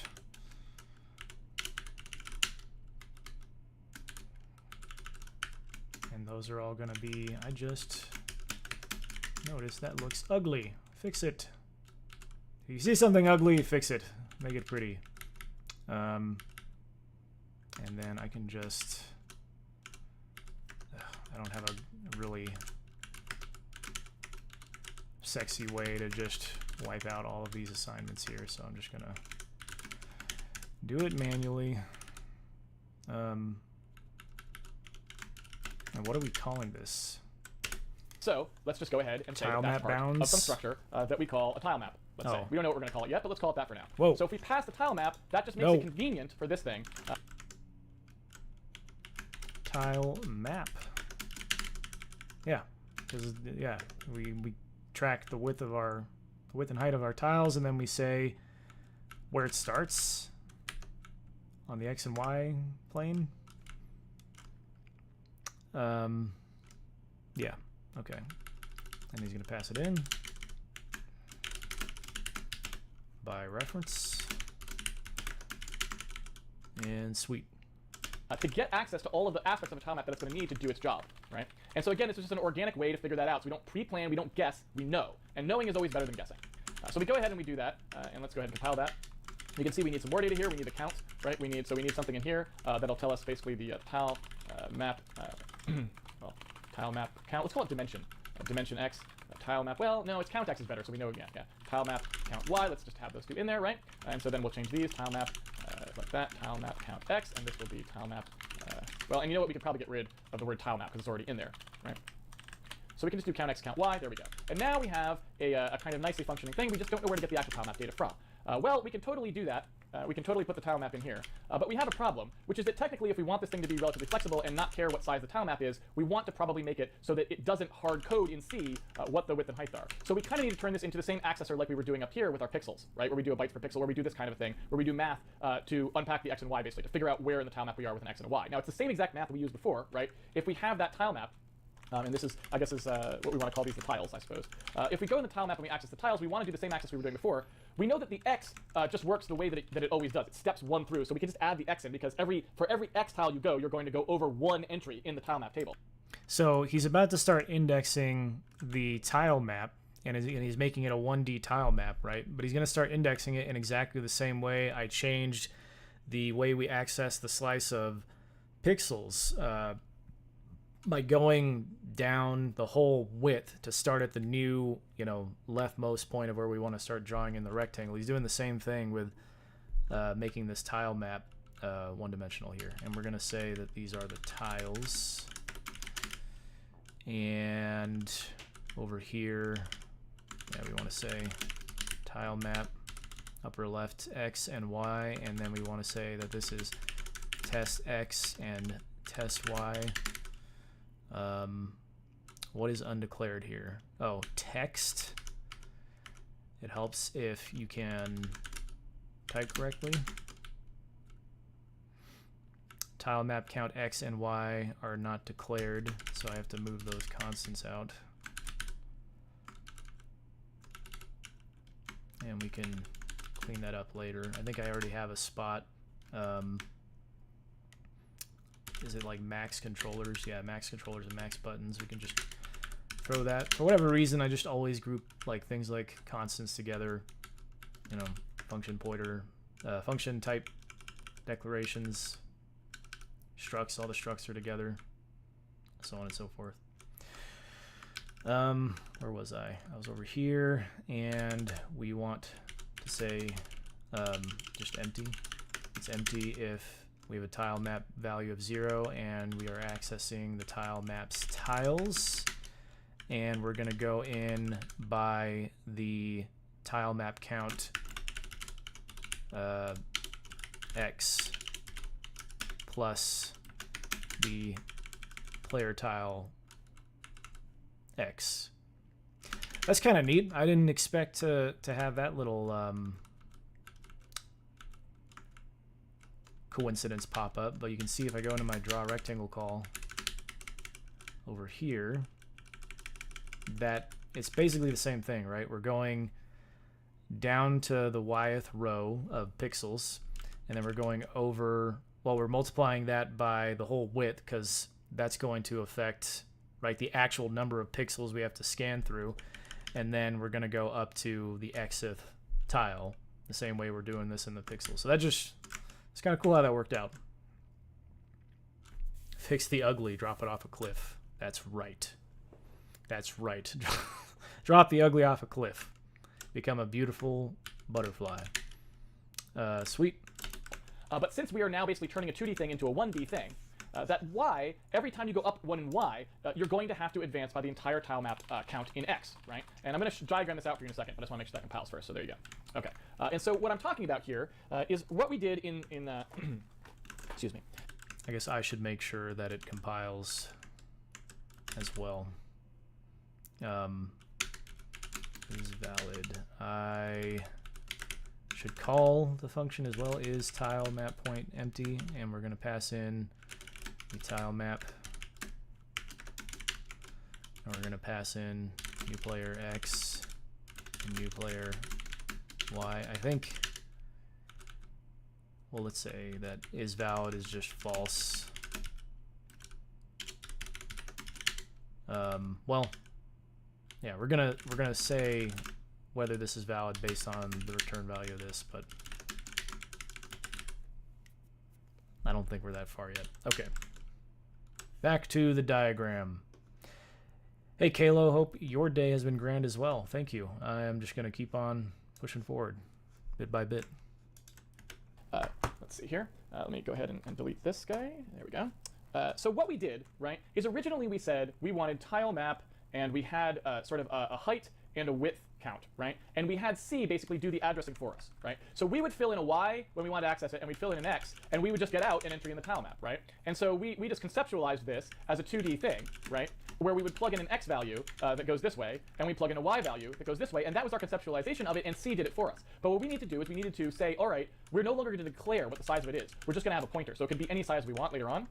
And in order to do that, we need to basically have a way to do our own dynamic array accessing that will essentially map this array to some arbitrary chunk of memory such that we can still access it in X and Y. And so what we want to do that, right, is we want to use that same Z pattern that I've been talking about a lot lately, right? Basically, we stick the row, the first row of things into the first, second, third, fourth, fifth, sixth, seventh entries or whatever, right? Then when we get to the end of a row, we start the next row. So we just pack the rows in. So basically this row, right, this row maps into the first part of the buffer, right? Then this row maps into the next part of the buffer, right? And so on and so forth till we've had all the rows.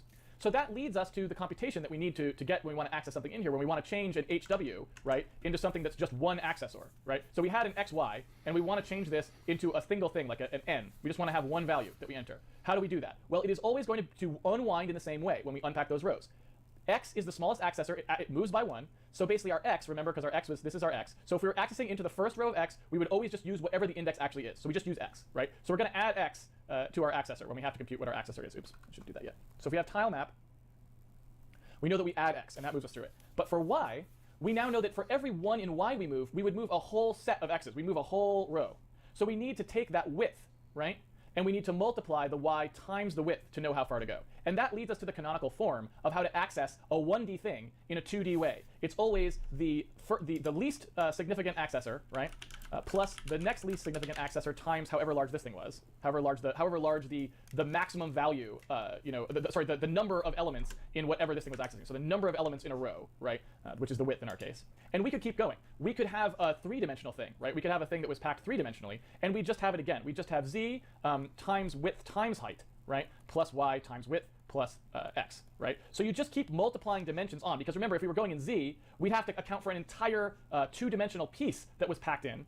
So we'd have to do the width times the height is how far you'd move in Z to get to the next one, right? And so this just chains out forever to however many dimensions you want. Packing n dimensions into 1D is just this relationship that happens, and you'll see it everywhere in code. So that's all we're doing here, right? And you can see that this is the way, where is it? That this is the way that I've written it out, right? You can see that I wrote out whatever that count X is. Every time you move 1 in Y, you're going to move that many in X, however many X's there are total in one line. And then the X, of course, is just its own incrementer.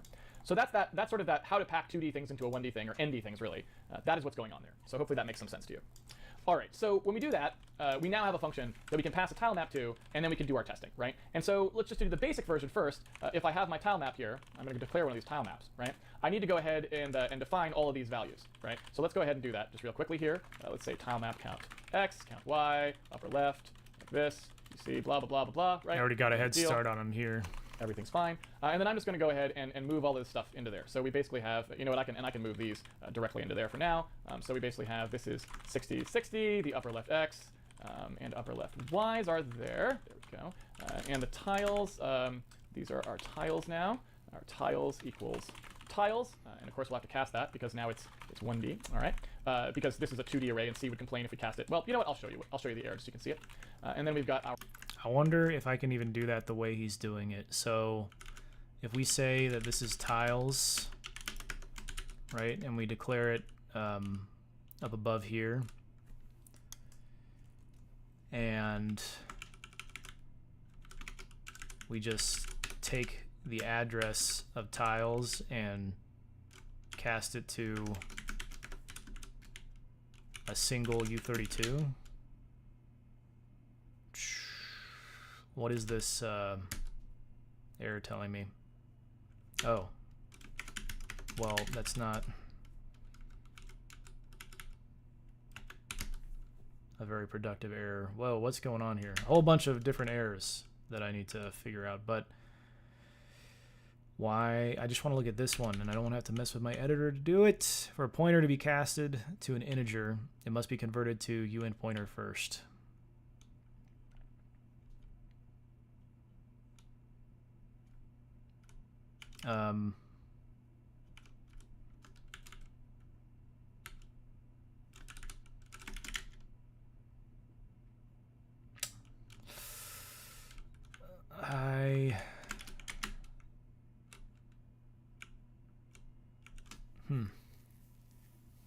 For some reason, I thought he was just going to flatten it out and just make it one long, one-dimensional, you know, one-dimensional array. But he actually casts it. And I'm not sure I've ever had to do this before. Or counts in here. Let's go ahead and do that. Count and count. And that is really all we have to do. That is it. So if we go down here, and now we want to do our tile map work down here, all we have to do, count to cast. And the tiles, these are our tiles now. Our tiles equals tiles, and of course we'll have to cast that because now it's 1D. All right, because this is a 2D array, and C would complain if we cast it. Well, you know what? I'll show you. I'll show you the error so you can see it. So he's gonna play it out and see what error happens, but I just want to know how should I do this. So it wants me to cast to here. I'm gonna jump over to the docs here. It wants me to cast to a uint pointer. I feel like I shouldn't need to do that. If I bring up the Odin overview here and I jump into slices and arrays, I feel like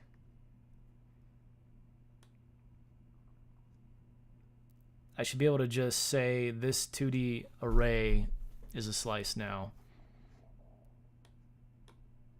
Maybe if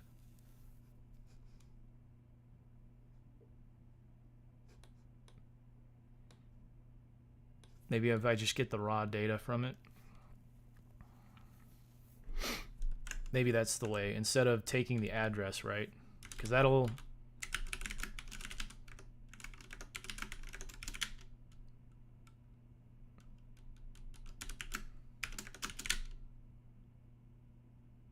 Oh.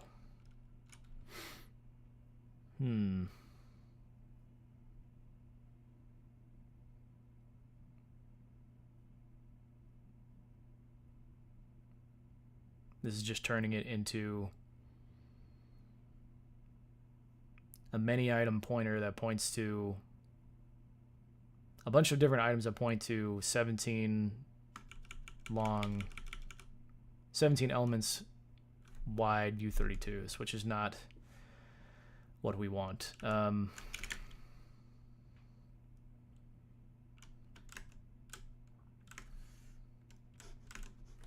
Converting an array to a slice.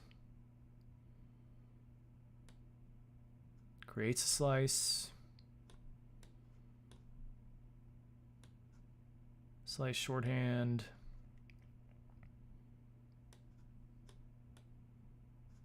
Sorting slices. Making and deleting. Would it be like...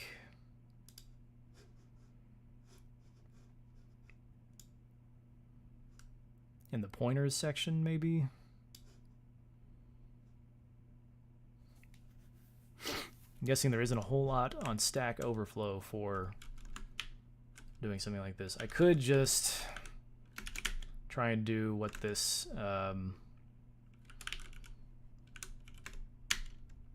error wants me to do, and you know, I might as well just go ahead and fill in all these with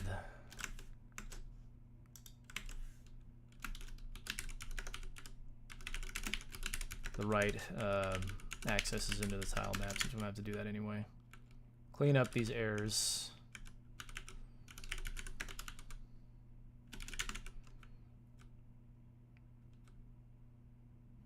Undeclared name tile. Cannot iterate over tile row of type U32. Why ever not? Oh. Yeah, so this is going to mess with our for loops as well as we walk the tiles. Yeah. So we're getting into some kind of nasty stuff here. I guess for now, I could just say that these are C-style for loops. That's probably the easiest way to move forward. So if we say our tile row equals tile map, well, it should be row equals 0, right? And then row is less than tile map. Yeah, tile map count y, and then row plus equals 1. I think that gives us what we want, and then I'll comment that out for now. I don't know. Yeah, it's interesting because now we're like going back and forth between this context where the tile map, we want to be able to sanely work through it as a two-dimensional grid of tiles, but we also want to be able to do things with the actual memory of the tile map and modify the tile map as a one-dimensional thing. So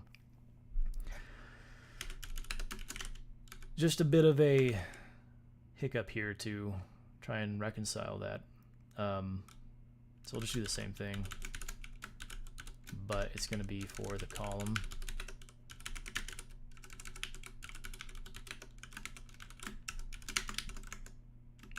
And column plus equals 1. And then we have to get the tile out of the tile map. Tiles, what would it be? It would be row column. Cannot index. Oh. Right. So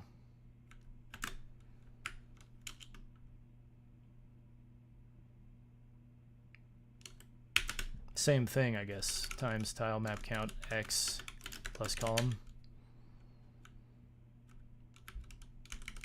I think we're good there now.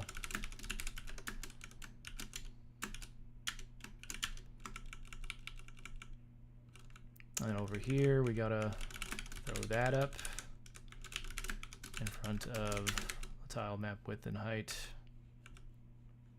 Access those values off the tile map. And now I should just have a lot fewer errors. So we cannot assign slice to invalid type, a type to a structure literal. Okay. Well, I wonder if that whole time I was just missing the parens around the cast. Yeah, no, that still isn't going to work. Cannot cast the address of tiles as a U32 slice from pointer to a multi-dimensional U32. So I might just have to think about how to do this.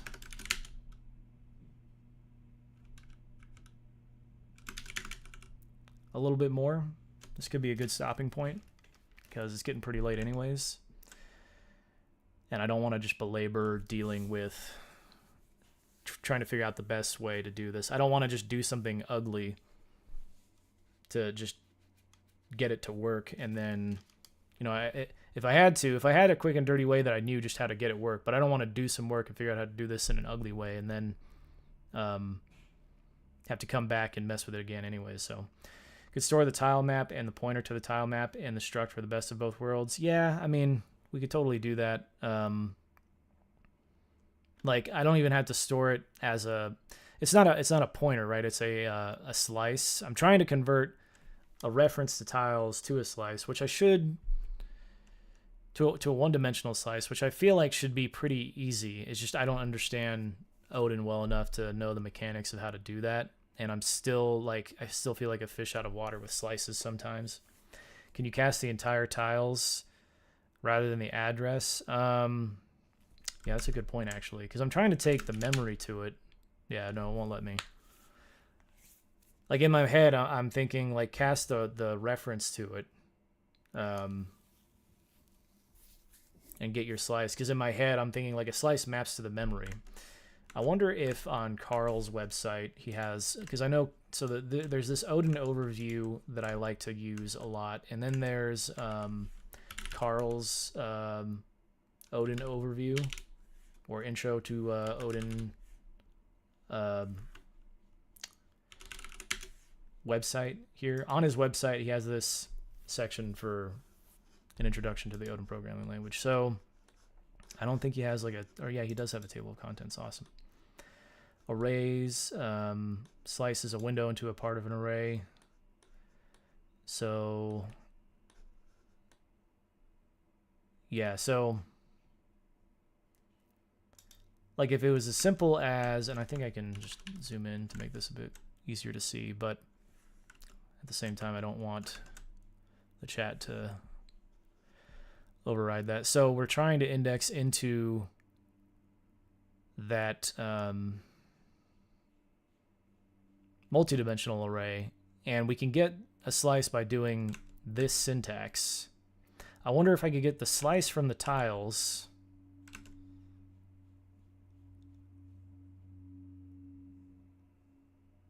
and then cast that to a one-dimensional slice. The way, so access it in a way that you're getting the slice out of that, getting the memory out of that fixed array, and then cast it to 1D. Maybe that works. You have to give it a size of 144. If I could do that, I wouldn't know how to. But I think I can do... I'm going to try doing this. I don't know if it'll actually work. But we'll find out. And then if I can't figure it out, I'm fine with stopping the stream here because it's getting pretty late anyways. We've got... What time is it? Yeah, so it's almost 5 over here, and I've got like half of this episode left, or half of this day left, so... if I can't figure it out, then I'm fine with that. Can't I just do this, actually, to get... Yeah, it's interesting. So we're trying to grab at the slice of a slice.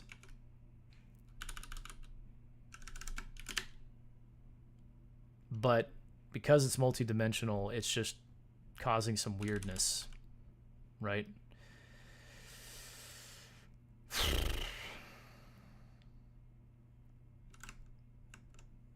I wonder if there's anything in Carl's website here about multi-dimensional stuff.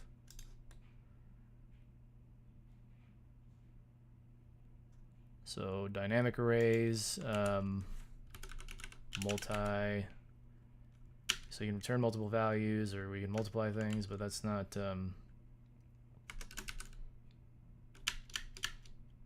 Yeah, there's nothing in here.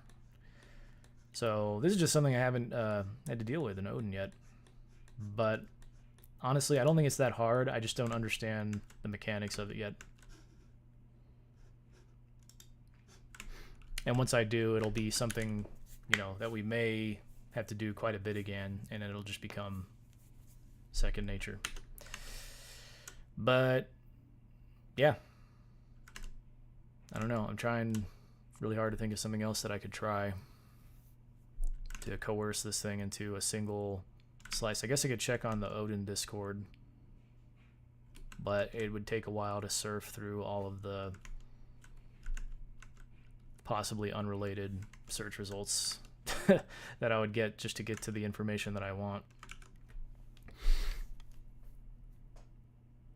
Yeah, cannot cast tiles, cannot cast, you know, this first slice because it maps to a bunch of, well, yeah, it could look really weird if I tried to do this, like if we casted out the first one and then the second one, like for the first layer and then got into the nested layer, just a whole bunch of weird casting going on. I feel like there should be a super neat way to do it, but it's just not coming to me. So, darn.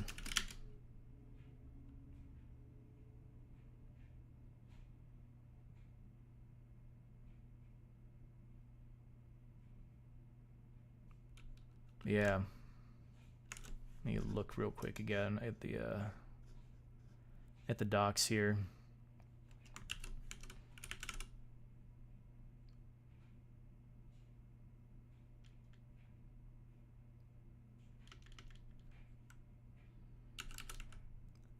Whoops.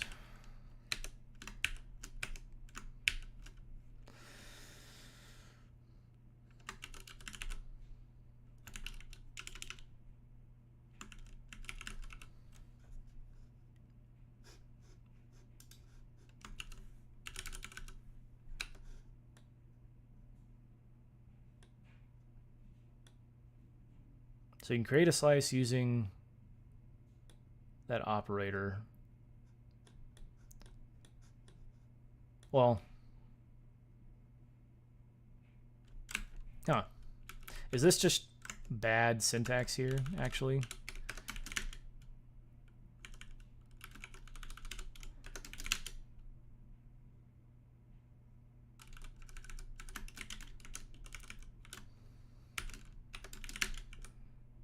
Can I take the pointer address of this? Well, can I get the raw data of it now that I have it as a slice?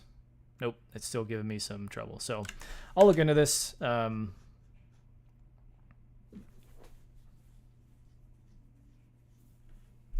Tiles, like you defining the type. Yeah, no, I just don't think. Well, yeah, no, I just don't think this isn't remotely the correct way to get a slice from a fixed sized array in Odin. Like, I have to get the slice this way, but the fact that it's nested, Odin will not implicitly give the underlying data that the slice I'm creating by doing this. It will not give me a one-dimensional slice to all of that data. It's just giving me a slice that is as wide as the first dimension is to a fixed width, a bunch of slices to these fixed width arrays underneath. And I just don't think there's any way, because tiles is already the memory of tiles at 0, indexed at 0. I mean, you'll see when Casey does it, that he really does just manage to cast it just straight over to one really quick and dirty way, I guess, because he's casting it to a pointer. I guess I could just do this. I could just make it a many item pointer. And